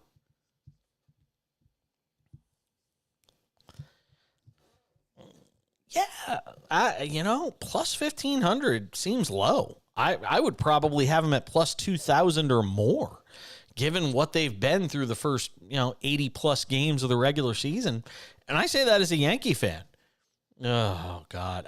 You didn't hear my story last night on the show, but I don't want to repeat the whole thing, but I did something on Sunday that I never do. I turned off the game. Oh, dude, I was livid watching that game on Sunday. I don't get mad watching sports anymore. I have perspective. I'm just at a point in my life where there isn't anything in sports that makes me mad. I was mad on Sunday. Like I was apoplectic. I was at a loss for words. Even my husband was turning around laughing at me. He's like, I've never seen you this mad. I was so mad. So the Yankees at plus 1,500 to me, I think that's too high. I think the Yankees are plus 2,000 right now. I wouldn't buy them at plus 1,500. I'd buy them at plus 2,000. I'm not buying them at 1,500. Elias Diaz wins the MVP of the All-Star game, which is pretty cool. The Blue Jays are plus 2,400.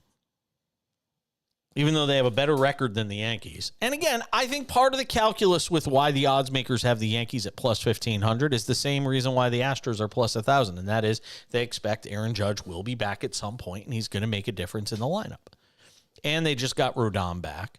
And he looked good in that first start against the Cubs just before the All-Star break. So now you got Rodon back. Herman is throwing the ball well. Cole is throwing the ball well. Severino's a disaster. I don't know what they're going to do with him. He's pitching to like a 6.5, 7 ERA right now. I don't know what you do with that if you're the Yankees. But Yankees at plus 1,500 just seems... Yes, yeah. Blue Jays are plus 2,400. The Twins are plus 2,400. I wouldn't touch either of those teams. Nah. The Phillies at plus 2,700 is kind of interesting. Yeah, that might be one worth taking a flyer on. This one is flashing green for me. The Orioles at plus 2,800 jump all over it. I don't know how you don't. You know, they hit a little skid right around the time they played the Yankees recently. They lost the first two of that series. And they lost the first two of the series. They had dropped a whole bunch of games. They won the last two of that series, and then they got on a run just before the All-Star break. And this is not your mother's Orioles. This ain't your grandfather's Orioles. This team is in it to win it. I expect they're gonna do something at the deadline. They've got too many outfielders. They're calling up all these kids. Now, I don't know if they're calling up the kids to create a market for them so that they can then trade some of them to go and get some pieces at the deadline, but I think Baltimore's in it to win it now. I don't think they expected to be in this position, but I think they've probably reevaluated where they are. They're going to make moves. I'd be shocked if I was wrong about that.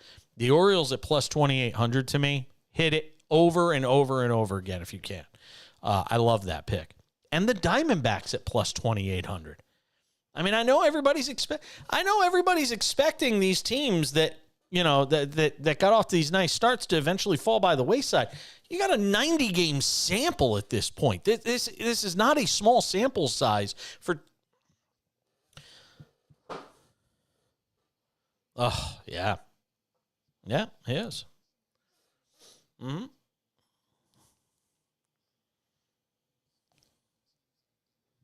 Yes.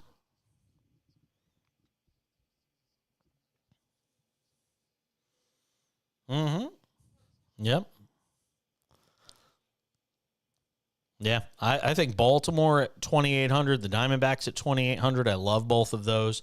And the Giants at 3,300, just kind of sitting out there. They got on a nice little run after a sluggish start where they couldn't score any runs. They brought up some of the kids and Casey Schmidt and Patrick Bailey. You know, they're at plus 3,300. I'll be interested to see what they do at the deadline. You know, what Farhan does with that roster to try and make them contenders. Right now, they're obviously right there as far as the National League East is concerned. And then, I mean, look, the Reds are plus 5,000. Think about this for a second. You're talking about a division leader right now that you can get at plus 5,000. And they're a team that, since they called up Ellie De La Cruz and got back Joey Votto, you know, his leadership in the locker room and still the ability to do some things with the bat. And De La Cruz is a game changer. Somebody asked me last night on the show, somebody tweeted something and I responded to it saying, who's the most exciting player in every sport? And De La Cruz wasn't on the list. And I said, I know he's only been playing for like 5 weeks, but if you're not, if Ellie De La, Oh, my God. He's so much fun to watch. I mean, he's a breath of fresh air for the game. At plus 5,000 for a team that's leading the division on July 11th, how do you not throw $10 on Cincinnati to win 500? We're coming back. Lots more to do. Cash in on this Tuesday.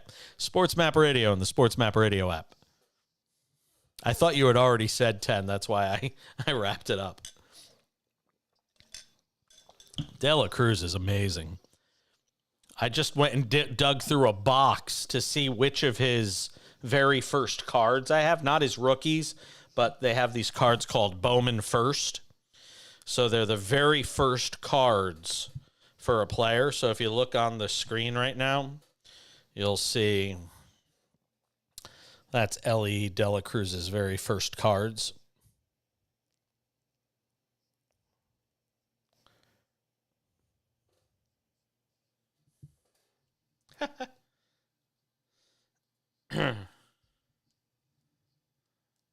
Yeah. Yeah, exactly. Don't poke the bear, dickhead. Yeah. Boy, I bet you the Guardians are regretting letting go of Nolan Jones for basically nothing, too. He's gone to Colorado and played really well. He was. Yeah.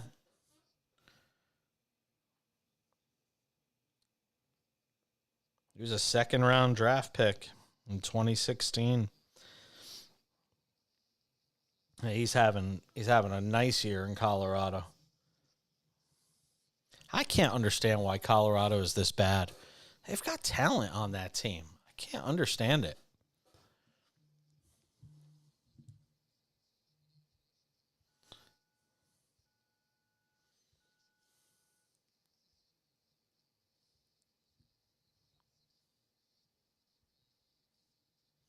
Oh, Dave in Connecticut's excited. He won his bet. The under. He had the under for $65. Under 7. Yeah. Yeah.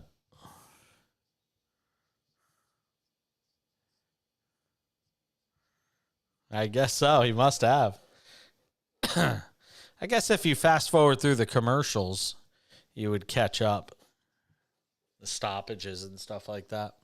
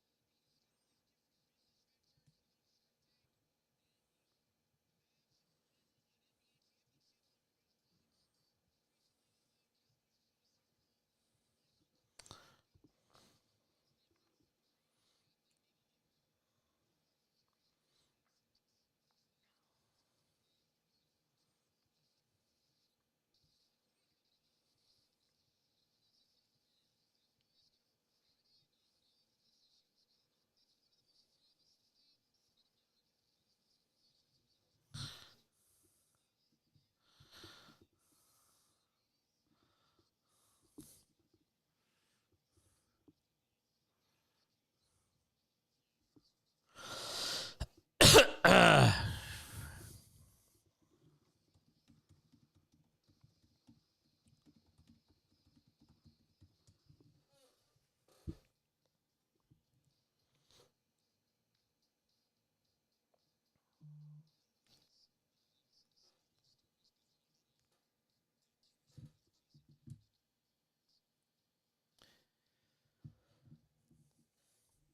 15 minutes till the top of the hour.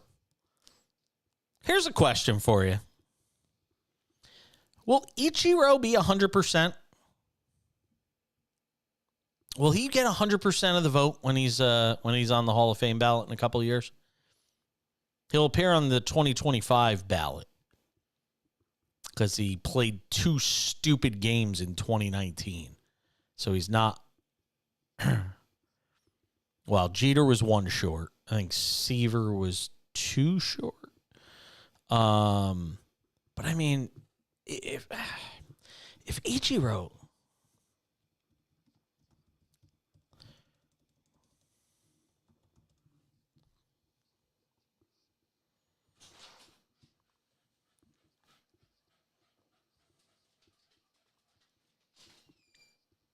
It can't be 100%. Somebody's got to say no. Here's, you know why he won't.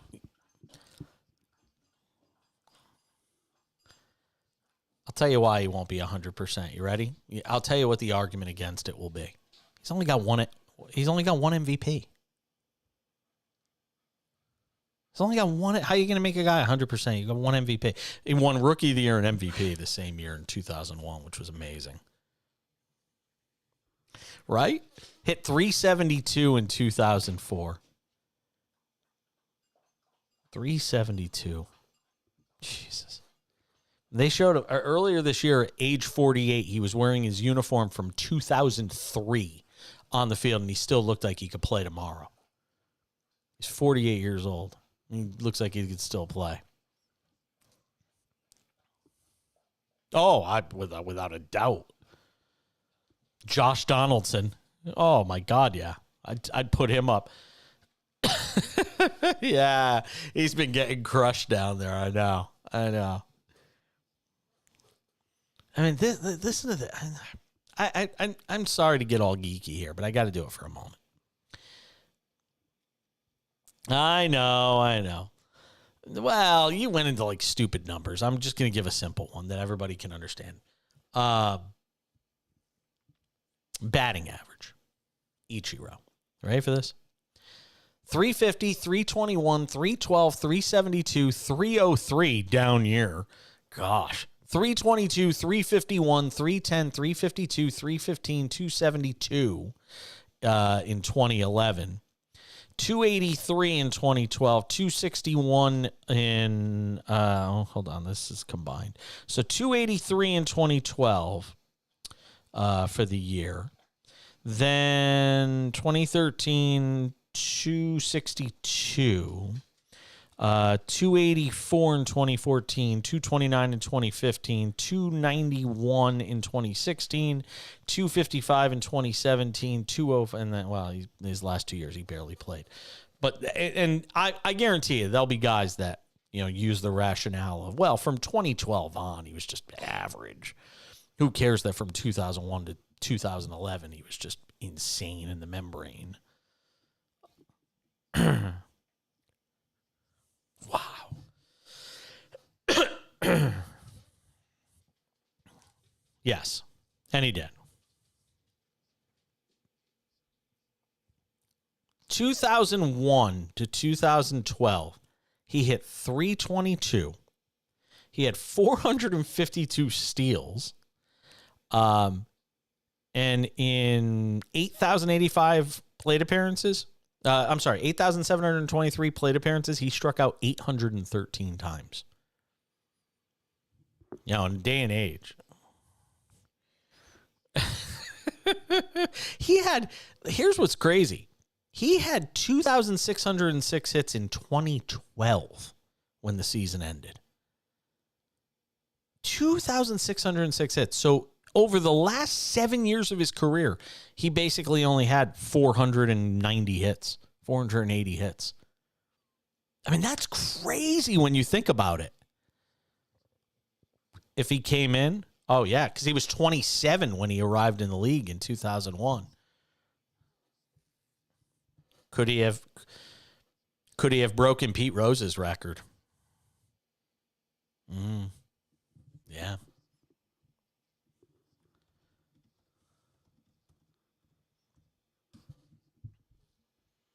Yeah. Career hit leaders, Rose 42.56. Ty Cobb 41.91. I think at worst, he winds up third. Hank Aaron 37-71.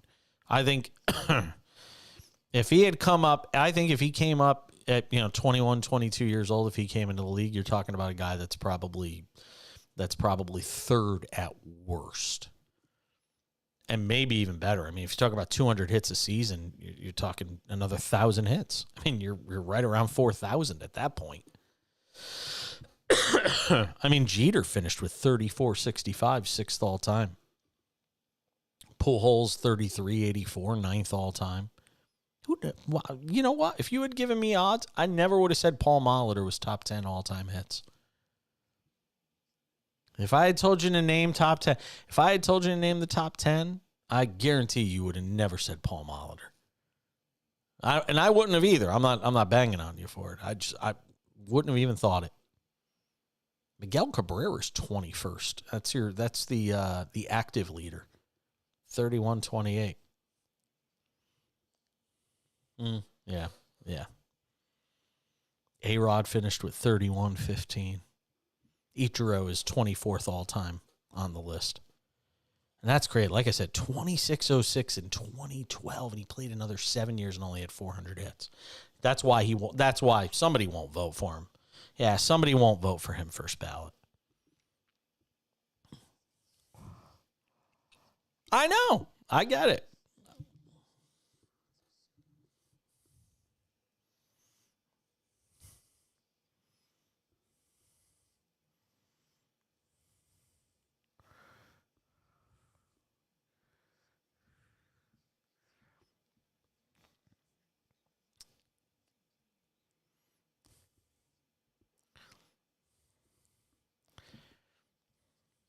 This is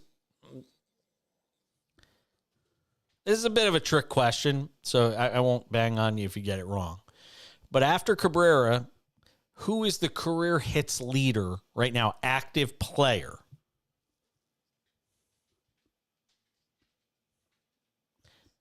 I got news for you. There may not be another 3,000 hit guy. Looking at this list now and figuring it all out, there may not be another 3,000 hit guy on here.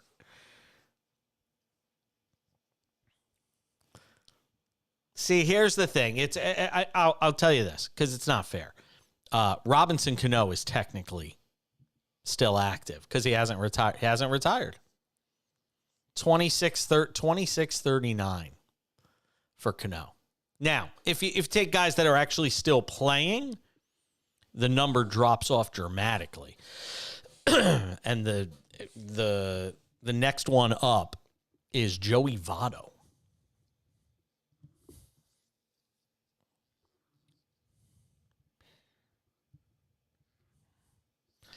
Nope. Nolan Arenado's not even at 2,000. I don't even think he's at 2,000 hits yet. No. Altuve is not. No. McCutchen, Freddie Freeman, Elvis Andrus, Nelson Cruz, Votto are all over 2,000 hits. Yeah. It's interesting. See some of the names on this list.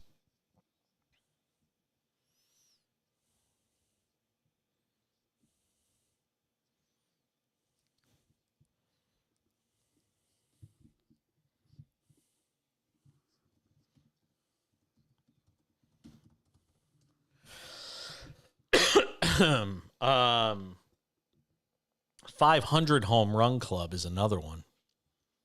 I mean, who else is going to get? Trout's not going to make it. Miggy's there. Nelson Cruz is going to be the next guy to get there. He's got 464. How many home runs do you have this year?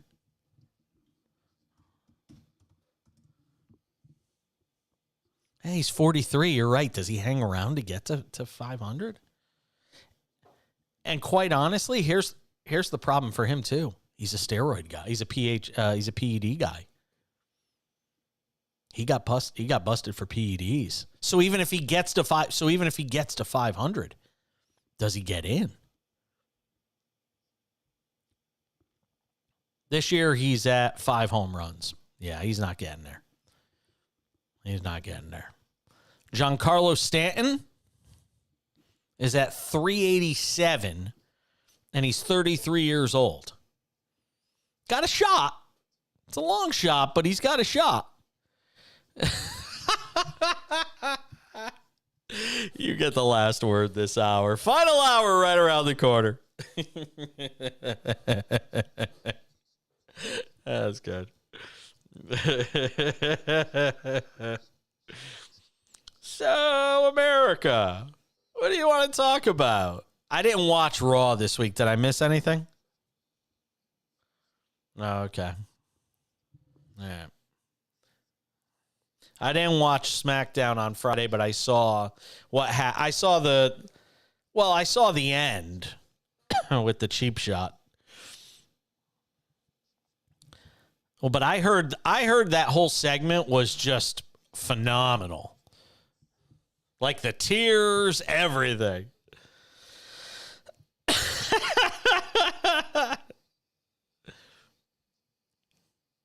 Did they really? Wow, that's crazy.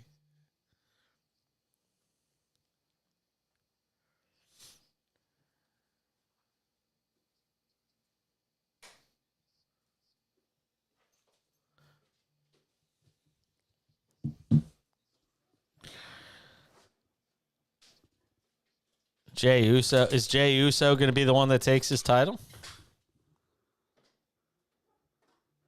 Yeah.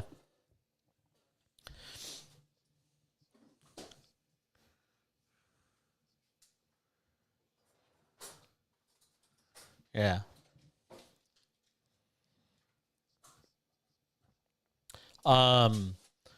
Did you know at that the event in London, Money in the Bank, the Raquel Rodriguez that match, they were like plus 20,000 to win that match. But I mean, plus 20,000. Somebody cashed in on that match.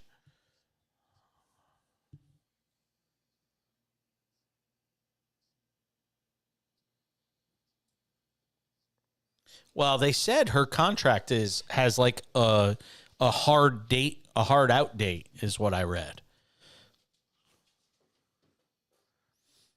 Yeah. Yeah.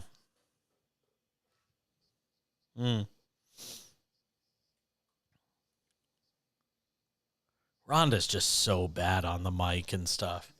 She's so terrible. I love Shayna Baszler, not just because she's a lesbian, but she's awesome. Yeah. I'm so mad she never got a real title run. Yeah, she's a beast.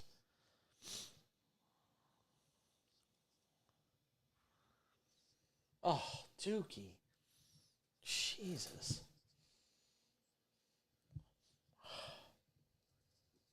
The dog farted. That's what I'm telling you. It smells like he shit on my foot. What was that? Ugh.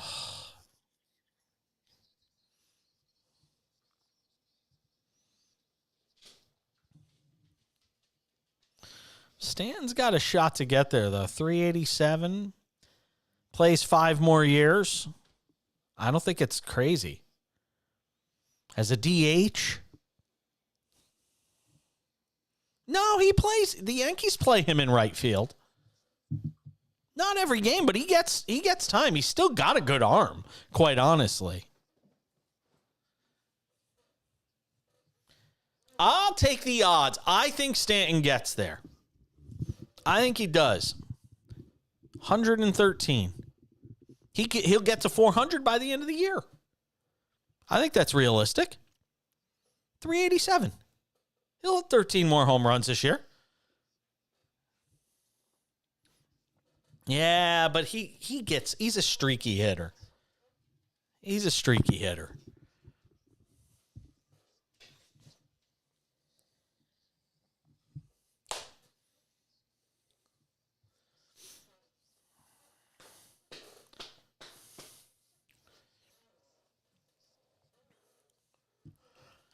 Final hour of a Tuesday/Wednesday edition of the show. We're almost halfway through the slowest week in the sports calendar. All right, who wants to bet me? Who wants to bet me? Who wants to bet me? First of all, this one's too far out in the distance, so I won't make this bet with anybody because who knows? In 5 years, I could be dead. I will bet that Giancarlo Stanton gets to 500 home runs. I would take that bet. He's got 387. He's 33 years old. His birthday isn't until November. Okay, so he'll be 34 in November. I could definitely see him playing 5 more. He might be the last 500 home run guy. He is our only hope. I think he can get there. 387, plays for 5 more years after this, plays till he's 39. DH, prolific power still, hits 20 home runs a year. He's there. He's good. And go look at the numbers on Stanton.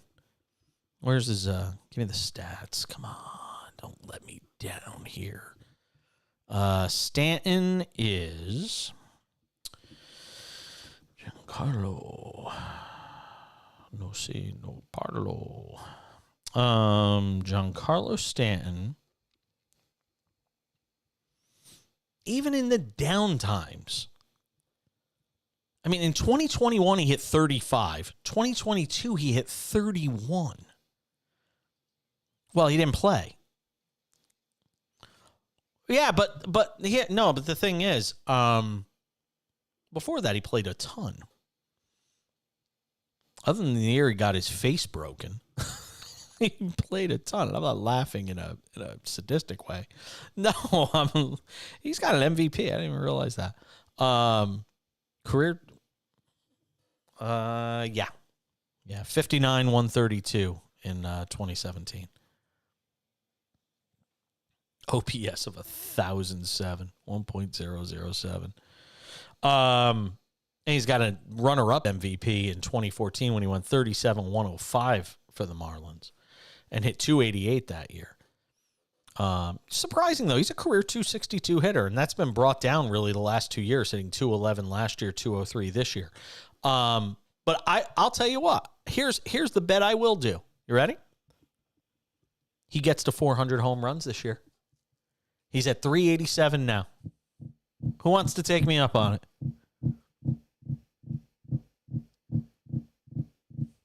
I think he gets there.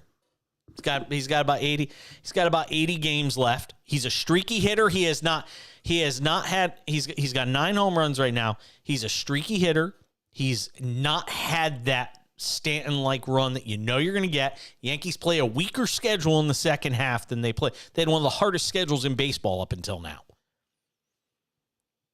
He's going to, at some point in the second half of the year, he's going to rake. And Judge is going to come back at some point too, which makes everybody better. We already know the Yankees are a run better per game offensively when Aaron Judge is on the field. I mean, that's a wild stat. Stanton's going to get to 400 by the end of the year. You guys want to hit us up in the final hour of the show? Feel free. 800-224-2004 is the telephone number if you want to do the old school calling thing. 800-224-2004. The text line is open. 888-670-8549. That is the exclusive cash-in text line. 888-670-8549. Anywhere in America, dial it up. Standard text messaging rates do apply on that. 888-670-8549. Thing is, what can I bet? I'd give something away. I think I might have a Stanton autograph somewhere. I don't know. I'm not sure if I do. I got a piece of a jersey of his, a jersey card. No, but I don't. I got a piece. I know I have a piece of a jersey for him. Yankees. Yeah, I have a piece of a Yankee. I have a piece of a game-worn Yankee jersey inside of a card of his. It's not worth much. I mean, they're fun cards. I love the jersey cards. My husband keeps telling me to make like a collage of like a bunch of different jersey cards. You know, stuff that's like $4 or $5 cards that I'm not really interested in selling cards that are $4 or $5. I only sell expensive stuff. because it's not worth my time to haggle with somebody who's like, oh, I'll give you $4 for it. I'm like, just go away. Pay the $5 for it. I'm shipping it out to you. Don't be a jerk. But I have a bunch of Stanton stuff.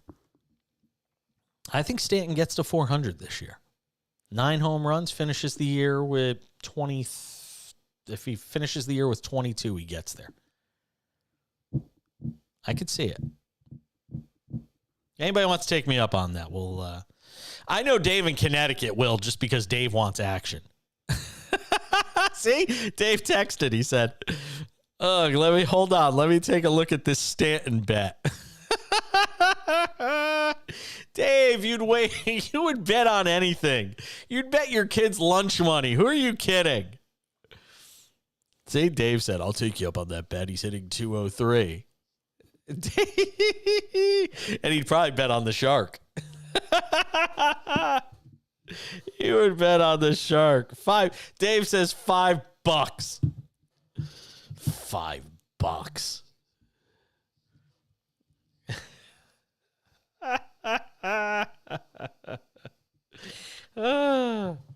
Yeah, I think Stanton gets to 400 home runs this year, and if he does, then he's going to get to 500. I think.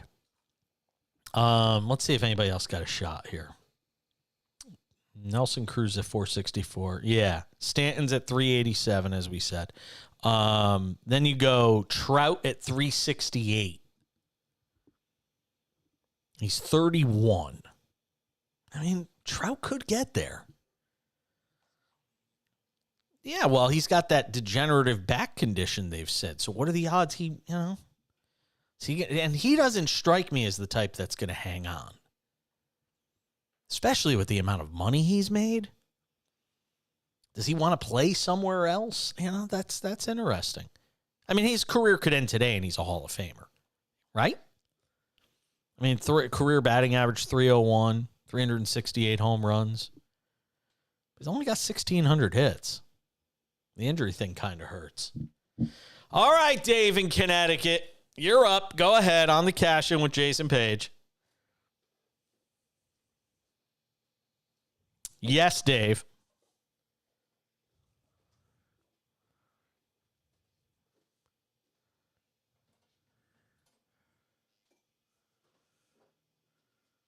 Congratulations.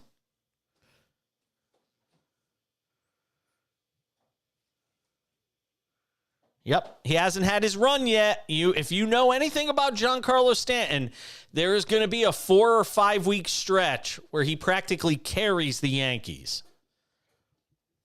Telling you. And you've seen some flashes. I'll tell you this, I've seen some flashes of it here over the last week to 2 weeks where he's starting to put the bat on the ball in a way that tells you that streak is coming.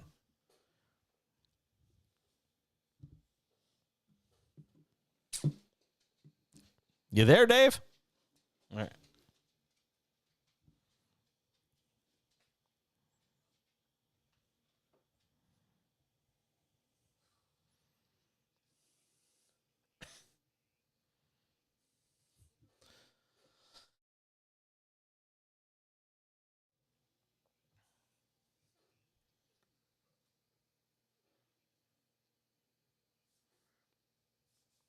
Yeah, the injury stuff hurts him.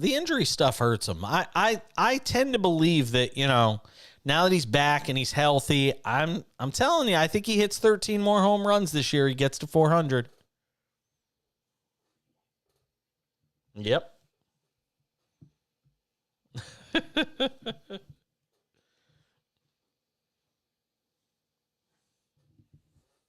All right.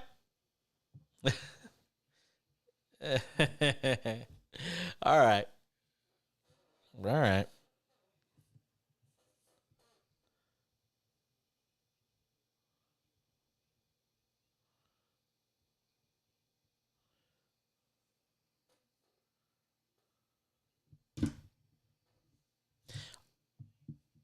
I think most of the players like it.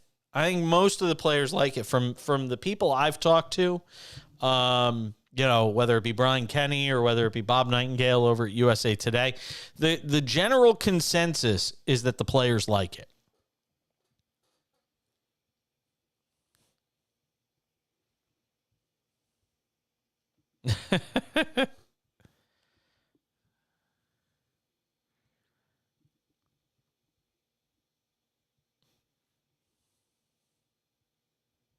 Oh, I love that.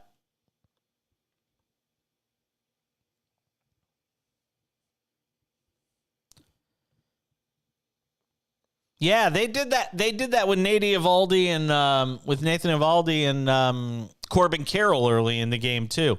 They were both mic'd up against each other, and I just did fantastic.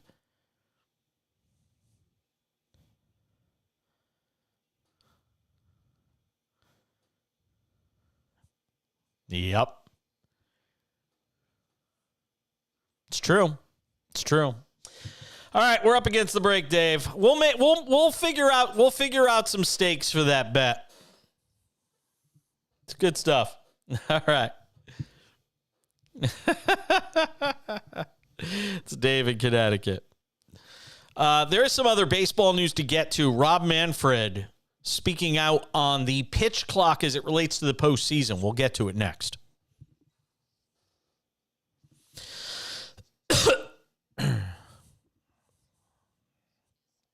For 500?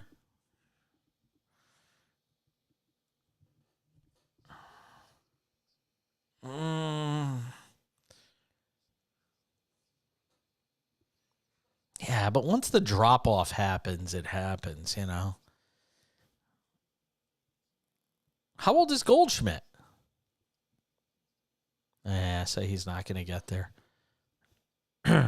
Freddie Freeman. How old's Freddie Freeman?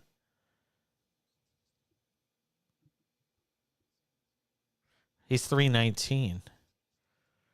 309 home runs. He is 33, so he's not getting there. Yeah. And I could see him playing a while.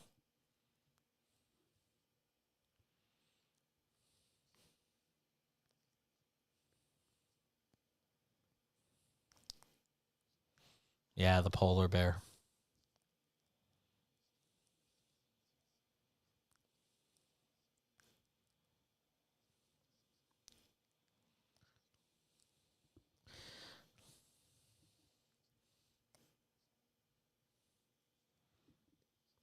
That's the problem with Judge, too. I mean, Judge is at 239.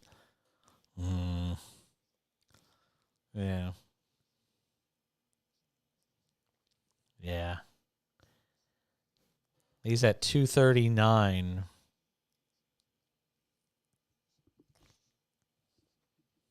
No. 200 more home runs? No.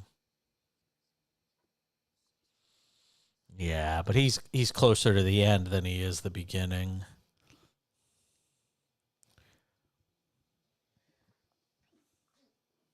Rizzo's 33.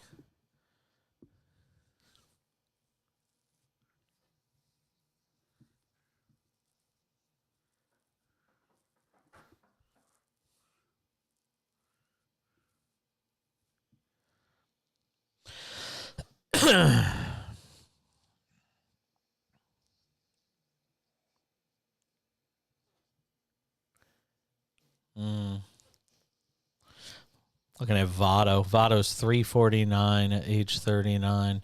Career 290. No, I know, but career 297 hitter. He's going to be an interesting study for the Hall someday.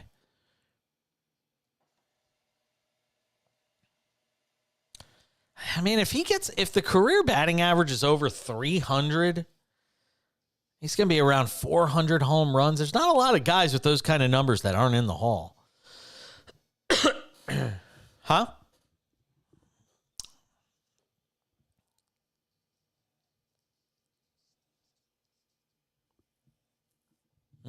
It's true.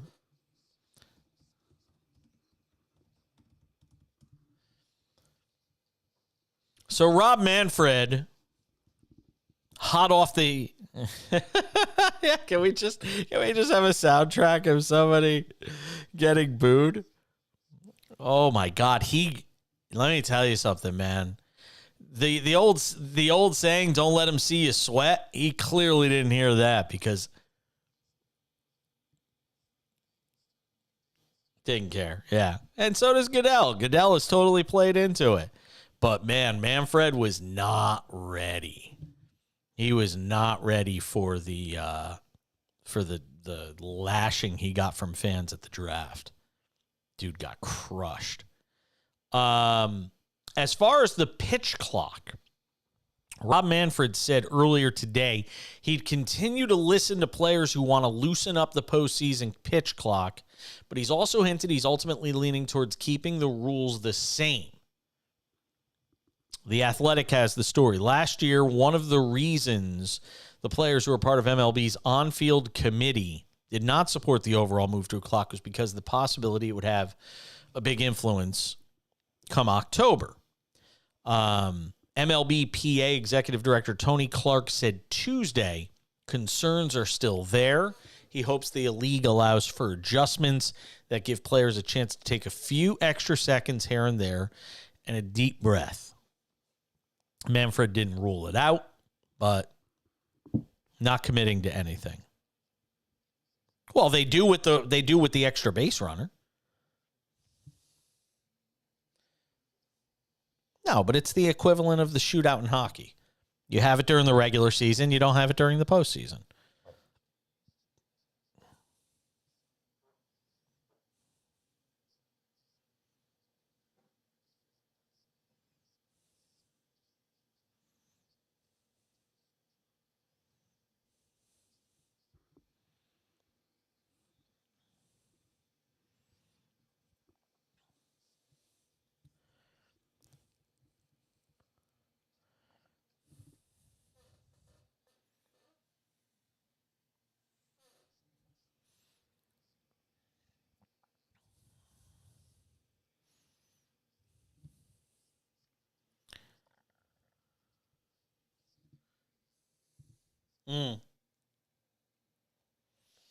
As far as expansion is concerned, Manfred says expansion to 32 teams.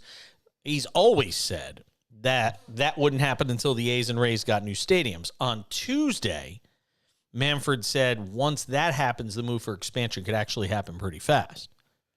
Now, I got to say this. And there's somebody on this network who, I don't know who it is, and I'm not picking on this person, who's like, expansion is great. Expansion's great for sports. How many guys do I have to see hitting 190 in baseball now? How many guys are hitting 170? Josh Donaldson's hitting 150 for crying out loud. How many guys do I have to see hitting, in the doldrums? How much of that do I have to see? You're gonna put two more teams on the field when right now you've got a situation where you've got two teams that are going to be lucky to win 55 games this year. They are essentially expansion teams. They're that bad.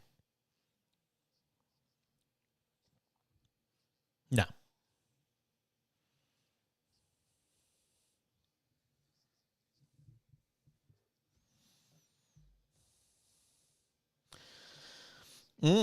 That's right.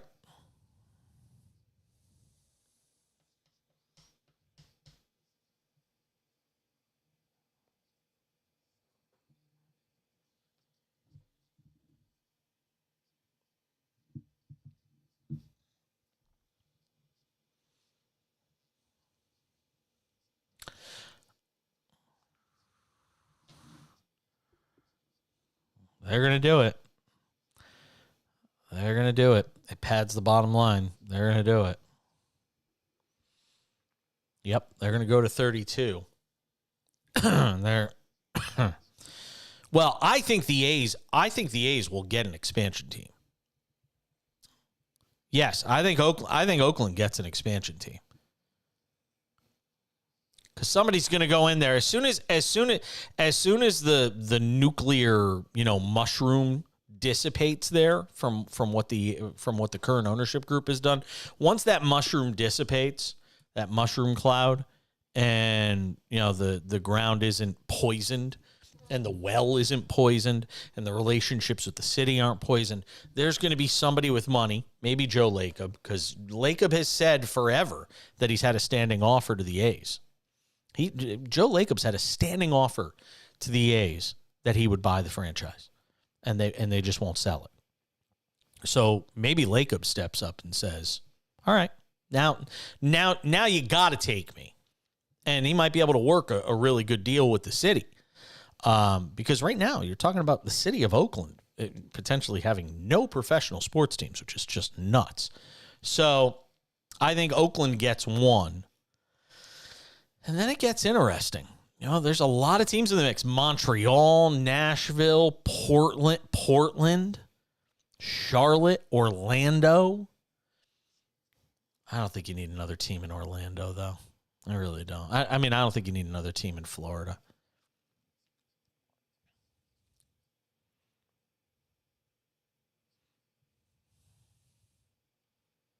San Antonio would be an interesting market. Salt Lake City,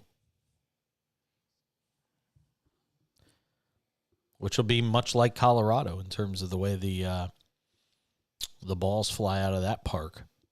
Joe Adele hit a 500-foot home, literally a 500-foot home run this year in Salt Lake City. Oh, yeah, PCL. Colorado Springs. Yeah. The Isotopes in Albuquerque. It's great. Yeah, it is pretty nuts. And they're also...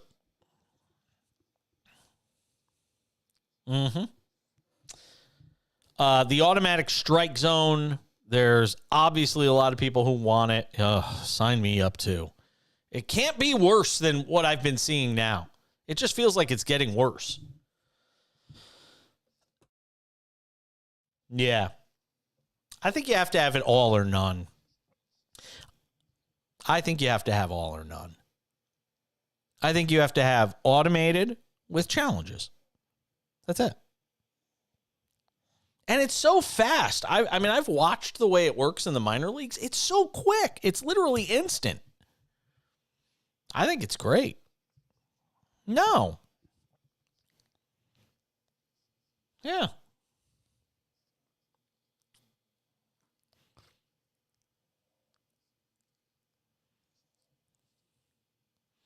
As far as Manfred is concerned, he's a fan of the automated strike zone in a limited capacity rather than on an every pitch basis. It basically means what I said, that you'll have the challenge system, that you'll have the automated strike zone available so a hitter can challenge.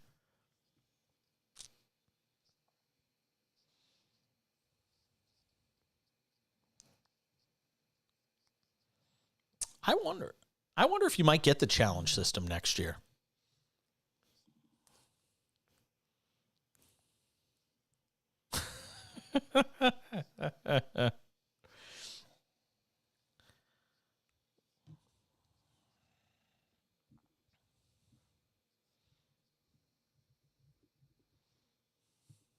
Yeah. Kudos to Evan Drellich, who did a good job on the commissioner's press conference. A couple more real quick on the odds. To make the playoffs, odds to make the playoffs. Right now, the Yankees' odds to make the playoffs, this is crazy to me. They're just minus 128 to make the playoffs. I would take that on the Yankees in a heartbeat. I'd drop a hundo on the Yankees right now. 128 to win 100. Even without him, they're still a playoff team.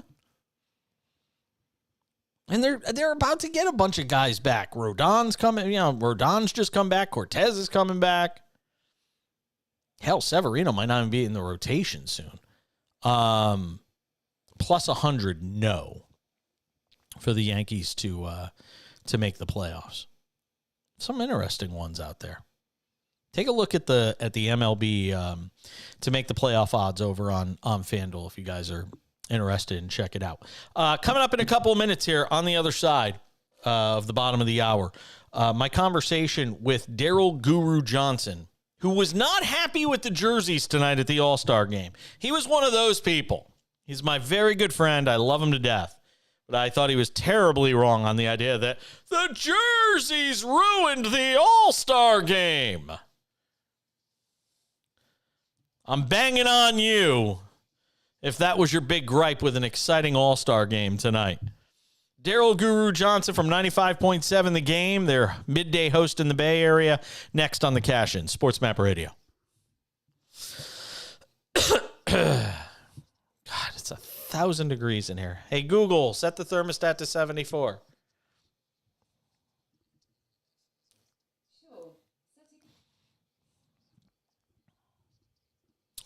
So you're back on Thursday.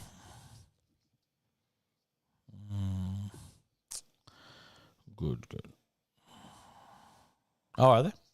They didn't take the whole week off? Are you with us? SportsMap Radio. SportsMap Radio app. I am Jason Page. All-Star game. Part of me is tempted to take in full Friday effect off tonight. I might. So as the All-Star game started, I got into a mood because I was... Who's working?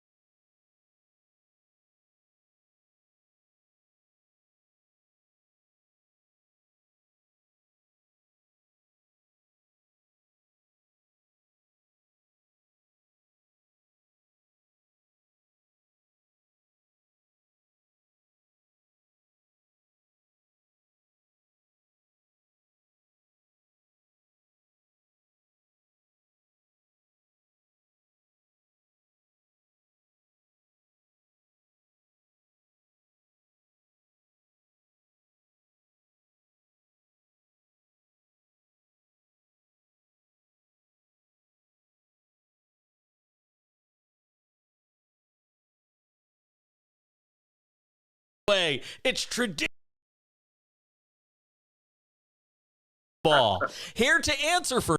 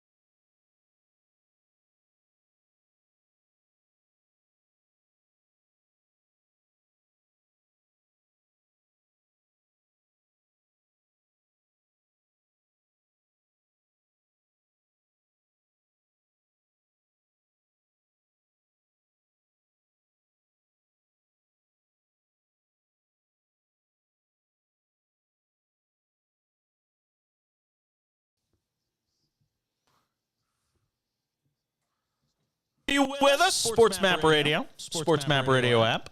I am Jason Page. All-Star game in full effect tonight. So as the All-Star game started, I got into a mood because I was reaching out and looking around on social media. And a guy I used to work with in San Francisco who no longer works there, Damon Bruce, put up this post talking about how I can't stand the jerseys. The jerseys look terrible. This is why nobody watches baseball. The jerseys look awful. And I'm like, dude, if the jerseys if you're banging on the jerseys, you're looking for a reason to bang on baseball. It's the All-Star game, for crying out loud. So I put a post up.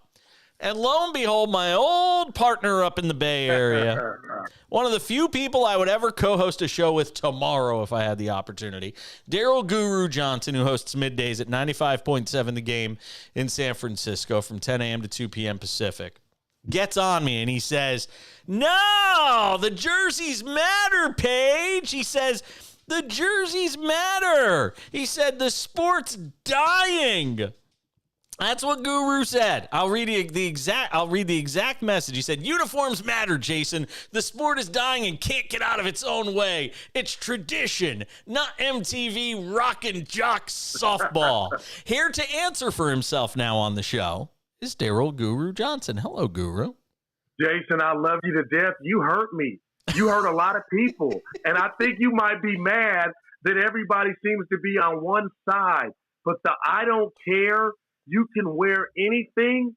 What about Pete Rose, Dave Parker's throw in the All-Star game, the Ray Foster getting ran over by Pete Rose, the special stitching that goes into a Major League Baseball jersey? You want to use this forum to showcase all 30 beautiful uniforms, and we got this cockamamie stuff. It does matter, Jay. I'm shocked that you're not okay. No, you're okay I don't care. And I don't want to hear about Jay. Dave. Let me tell you something. Nobody listening to this show knows who Dave Parker is. And the only reason, and let me tell you, the only reason they do know who Dave Parker is because I actually brought him up last night because he should have been the MVP in 1985 when Willie McGee won the MVP. I agree. I agree. And he had a great career. He did win an MVP, I think, in 78, something like that. So I mean, yeah, great player. But that's the only reason anybody on this show would know who Dave Parker is because I brought him up last night. Pete Rose, on the other hand, everybody knows who Pete is. I'm going to give you a point on the other part of my tweet. I did mention, and I need to clarify, that the sport is dying. The checks are cashing, baby. And you are right in regard to attendance is up 6 to 8% this Jay, year. We're not talking. That's neither here nor there. Wall Street, whatever. You're cooking the books, what have you. Baseball is dying in the street. It's a regional game. Popularity. It's a regional game. Nobody's getting together. The bars aren't showing the games. That's an issue. You are right. The checks are cashing, but baseball is boring. Not to me. I love it. You think it's boring? Wait a minute. So wait a minute. Time out. You don't like the changes? Now, look, I'm the first one to complain that games are too fast now. I can't stand games. Oh, my God. Okay. There was a game last week before the All-Star. It might have been a Giants game. Hour 50 minutes. Yes, it was an hour and 50. You're right. I'd ask for my money back for the amount of money. For the amount of money I'm paying for tickets. If I get there late, God forbid there's traffic, I'm going to be entertained for 90 minutes and then the game's over? No doubt, I'm with you. It's crazy. And look, Brian Kenny tells me all the time, we get Brian on Love usually. Brian. We get him on usually about once a month. I'm trying to get him on this week. And he crushes me for saying the games are. He loves the faster games. He loves the pitch clock. Where you got to go, Jay? You go golf. Yeah. There's no clock. You go do whatever that you find. I just hate the Joan Rivers, the facelift that baseball's trying to do under Manfred to appease a crowd or kids that are on their phone, and even the adults are on the phone. The phone ruined baseball. Go! The kids aren't going to watch unless it's about a 35-minute game. Trimming it down, trimming it from 3 hours to 2.5 doesn't matter to kids. They want it to play like MLB 2K, where it's over in 35 minutes. And if you can't do that, they're not watching anyway. Goo, they're not watching anyway. But I will say this: I was screaming from the rooftops about the pitch clock, Jason. That was the best thing to happen.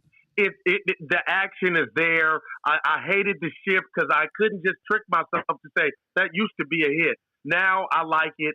But Jay, the popularity, I don't get it. I don't know where they're at. But this uniform stuff does not help to the purists. Nobody cares. And I'm the to purist. the purists. There are no, you're all dying off. You're all dinosaurs. Purists are dying off. And guess what? Baseball doesn't want the purists. They want the kids. Now, granted, as I said, I don't think they're going to watch anyway because unless it's a 35-minute game, they're not watching because their attention span is like a mouse. But at the end of the day, they're at least trying to do something to speed up the game. I love the stolen bases. I love the step-off rules. Yeah, I'm with you. I love, especially, there are teams in baseball this year. Everybody's wondering where some of these teams come from. It's because they don't got all the big boppers, so they're all running. Everybody's running. Do you miss the DH? You mean the DH being exclusive to the AL? Yeah, excuse me, exactly. Yeah. No, I don't care. I meant to say the pitcher's hitting. Okay. Yeah, I don't really care that much about that. That doesn't matter to me too much. Yeah, hey, can I tell you this? I would love to see it. I don't know if it's going to happen. I would love to see. I don't know if they have the pieces in the system to do it. I would love to see the Giants trade for Ohtani. I would love it. It's a dream of mine, no doubt, man. And they've gotten blue balls from Stanton to Judge, Correa fiasco. I'm with you, Jason. This is a must. But I got to be honest. San Francisco, I'm from the Bay. I'm not being a homer. No. When I first met you, one of the greatest cities in the world, but stuff is going on politically, and you talk about the streets or what's going on or not going on in San Francisco. I do wonder. He knows that. This ain't San Francisco of 1990. It's some things that Stephen A. Smith, they're talking on the pregame. I don't like going to San Francisco. We know what Barkley does. I wonder if that is going to affect Ohtani becoming a Giant. Yeah, but I hate to go there. But here's the problem. Have you been to L.A. recently? No, I haven't. LA's Jay, what a you about to tell disaster. me? LA's just as bad as San Francisco. Maybe now Okay. I get the fact that Market Street is a ghost town and it looks like The Walking Dead Okay. and all All that right. stuff. I get that, but LA's got so much of that same problem. California in general has that problem. And if the idea is he wants to stay on the West Coast, if this whole thing is Ohtani wants to stay on the West Coast, then where's he going? He going to go to Seattle? He going to go play for the Mariners and upstage Ichiro? I don't think he's going to do that. Eerily quiet, and I think that's where he's going to the Dodgers. And I think their lack of off-season additions last year was them saving up to go all in to get him in the blue and white. But if you are the Giants and you can only get him as a rental, do you do it? Because I think they're going to, if you're the Angels, you know you're not keeping him. You can't win. He's made it clear if the team's not winning, he doesn't want to be there. If that's the case and he's available on the trade market and you know that worst case, he's a rental, best case, you're going to have a chance to try and get him in the offseason. You try to wow him for 2 months in San Francisco. You make a postseason. Let him get a taste of San Francisco in the postseason. Do you part with some of those big prospects? It's amazing, Jay. The show after us, Willard and Dibbs, brought that up today. Would you rather win a World Series this year with Ohtani as a rental or not make the playoffs and get Ohtani for the next 6 years? My thing is, if you're telling me I'm just going to be a stopgap, no way. And I don't know for sure I'm re-signing him. Why would I give up a Harrison or a Luciano? I mean, I would be more hurt that we had him and couldn't convince him to stay. I would need to know, dude, we're giving up these prospects because you're going to retire but let's be honest, man. Luciano could be Patrick Bailey. You're right. But, I mean, let's be honest. That you could have another Patrick Bailey, and they could be – look at Casey Smith. They could also be Joey Bart. You know what I mean? It could go either way. Ohtani's a guarantee. You know, you get him for how long, Jay? Dude, if it means having a shot to win a World Series – I think and then you take your chances with getting so you're going for the now. You're going for this year because, I got you. Wow, man, I hear you. Yeah. I'm interested to see, but I just think the Dodgers, like the Giants, for whatever, Farhan, and a lot of people, he just put it out there that he was trying to dance with the big dogs. But I really thought the news was going to break the Judge and that Fresno connection, which I fell for. I thought he was coming. And, Jay, they just haven't done it yet. And maybe that was go ahead. I'll tell you another team that I think could go make a run at him, even though he'd only be a rental. No, God, the Yankees. Yankees don't. The Yankees farm is starting to get I'm so depleted. tired of Boone. No, but Boone's horrible. Boone's Go awful. ahead. Don't get me started. Boone's awful. All right. Baltimore's got the prospects. But they don't got the city. Not the nightlife. Not to have them keep. Not to keep them. I'm just saying as a rental. Okay. All right. Okay. All right. I hear you talking. Right. I think that's a long shot, but it would definitely help them in their chances. I got to go. I'd keep Okay, you all I love day you, if baby. I could. I'll see all you right, later. I'll talk to you later. All right. Okay, Jeff. Say hi to Matt Nahagian for I me. will.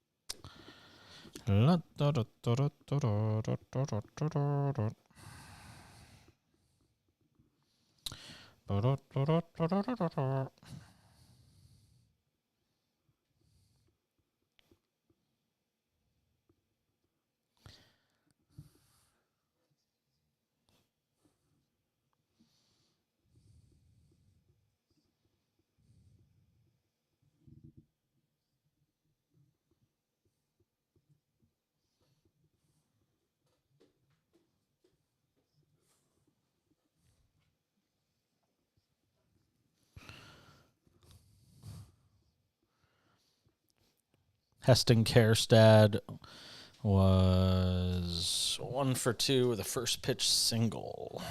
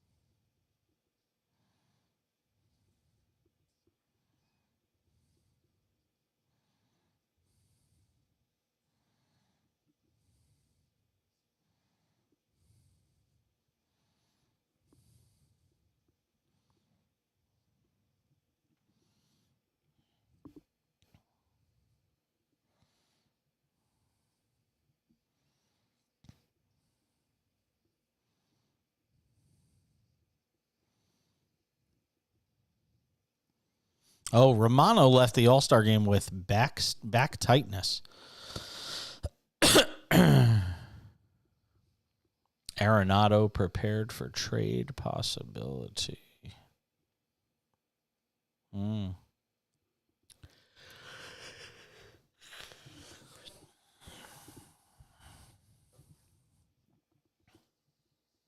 case you missed it tonight, National League gets its first All-Star Game win since 2012. Beat the American League 3-2, Elias Diaz. We really need to get the audio of Elias go, "Who wants to walk with Elias?" See, a better producer would have gotten that done. God. Yeah, I know.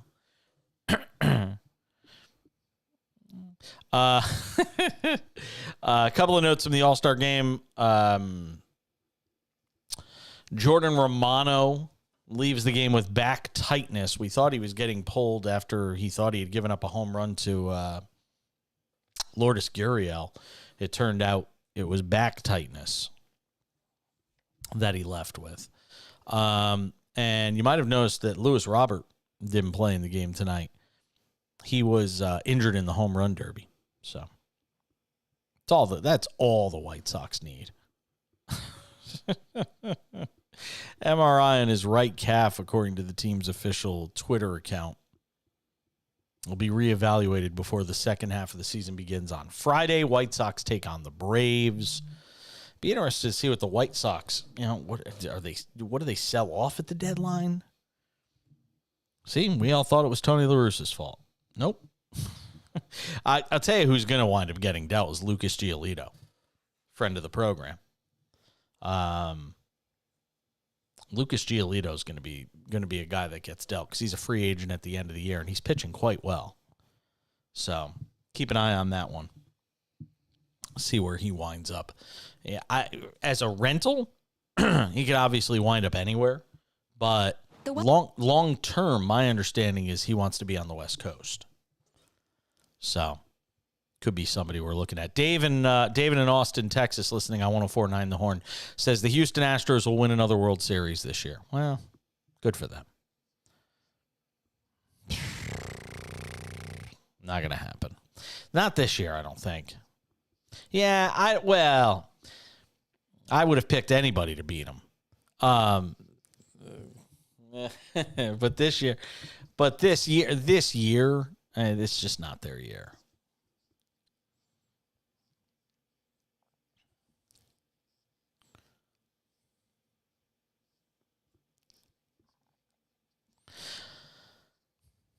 I don't know if anybody has seen this. I almost had to do a double take when I saw the photo myself. But if you have not seen the pictures of Mark Zuckerberg, who is working out with two former UFC champions, if you have not seen the pictures of Mark Zuckerberg shirtless, standing on a mat next to these two guys, you would think Mark Zuckerberg was an MMA fighter. Like, I was blown away when I saw this. And the first thing that came to my mind is, I hope Elon Musk has life insurance. Because Mark Zuckerberg might very well kill the man. Like, I don't know if they can let this fight happen. I don't know if anybody could sanction this. I mean, Elon Musk is, 57, I think somebody said? 52? Hey, Google, how old is Elon Musk? Let's see, I'll get an answer here. Come on. Why my Google sucks. I've given up on my Google because it has just stopped working. Elon Musk is 52 years old. And let's be honest, if you've ever seen him, not in the greatest shape in the world. And when you compare him to Zuckerberg, I mean, Mark Zuckerberg's 13 years younger, and the dude is like cut up, shredded. Like, he looks like one of those before and after commercials. Matter of fact, if you look at him and Elon side by side, one looks like the before, the other looks like the after.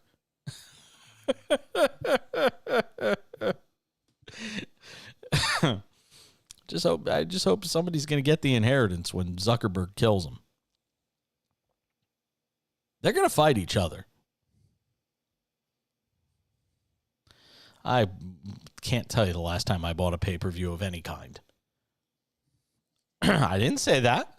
There's other ways you can watch without paying. Absolutely. You can go to a friend's house who's illegally streaming it.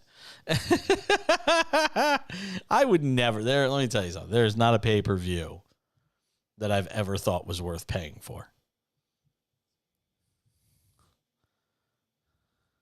I was there. I was in Vegas. No, I'll do you worse than that. I was in Vegas in the spillover room because they only gave so many credentials out. So I was literally right next to yeah. It was also an NBA Finals night during that Pacquiao Mayweather. That was NBA Finals that we were watching. Might have been finals or might have been the playoffs. I don't remember, but it was definitely a game.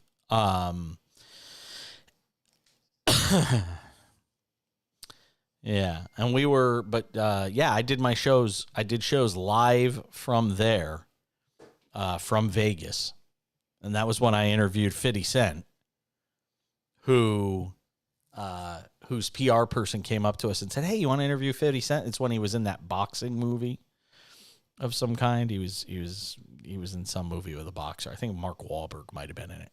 Maybe The Fighter. I don't remember what it's called. But 50 Cent's publicist comes up to us. She's like, "Hey, you want to interview 50 Cent?" I'm like, "Yeah, cool." And the first thing going through my mind is, man, I can't wait to talk to him about that awful first pitch at Citi Field. And that's going through my head. And literally 5 seconds later, out of the PR person's mouth is, "You could talk to him about anything you want. Go as long as you want. Just don't ask him about the first pitch." Could literally ask him anything except the first pitch. And there's a good picture of he and I together. Yeah, it's pretty cool. But yeah, I couldn't ask him that question. That was one of the wildest. The circus for that event was Super Bowl week like. Like that's honestly what it was. Like they set up a Radio Row, much like Super Bowl. It was crazy, the kind of hype and buzz there was around that whole thing. It was a fun week. Proof that Zion Williamson is out of shape and knows it. And look, we've talked about this ad nauseum. But Zion kept it real when Gilbert Arenas on the Gilbert Arenas show asked Zion Williamson about his infatuation with food. Take a listen. Is it hard to diet at your age? Sheesh. Be honest. Since it's you, I'll be real. There are times when I was. It's hard, man. Like 20, 22, got a lot of money. It feels like all the money in the world, man. It is hard, but I'm at that point now where because of certain things, I'm putting back like the wisdom around me. Bunch of like. I don't want to say older because they take offense to it. But I'm just putting people around me with wisdom, put me on game to certain things, and just go from there. Yeah. There you go.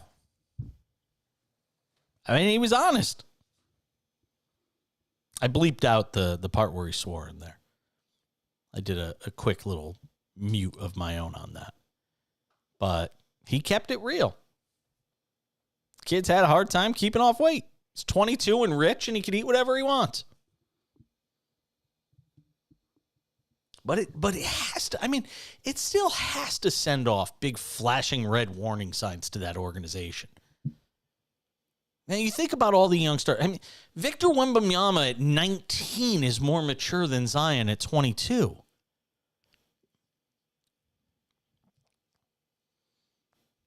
I just bit my tongue before I said something that was going to get me in trouble. Man.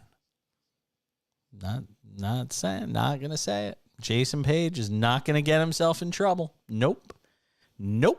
Ain't going to get canceled. Nope. Not going to happen to me. But it's, you know, when you hear that stuff and Zion kind of says the thing out loud that we've all been thinking, kind of starts to make sense. This is a guy that just has not taken care of himself. That's all there is to it. This isn't Grant Hill. You know, this isn't God, who? Sean Livingston. This isn't a guy who's been snake bitten. This is a guy that's done too much biting of food. And that's it. It's a guy who likes to eat. And he's putting way too much wear and tear on that frame. Yeah, look, you don't treat a car right, eventually it's going to break down. The same thing goes for your body. It's going to do it for us. Nice job, Brian McDonald. We'll see you back here on Thursday. I'm Jason Page. We'll catch you tomorrow on the Cash-In on SportsMap Radio. Bye! Thank you, sir. Have a good night. All right, be well. Bye.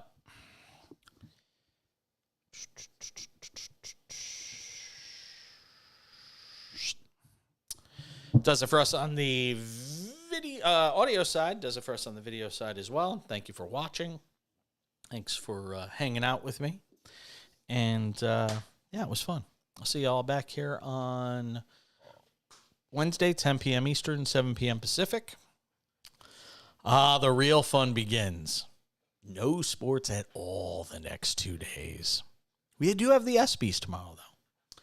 I'll see you all tomorrow night, 10 p.m. Eastern, 7 p.m. Pacific. Follow me on Twitter, @TheBackPage. Till then, I'll see you all later.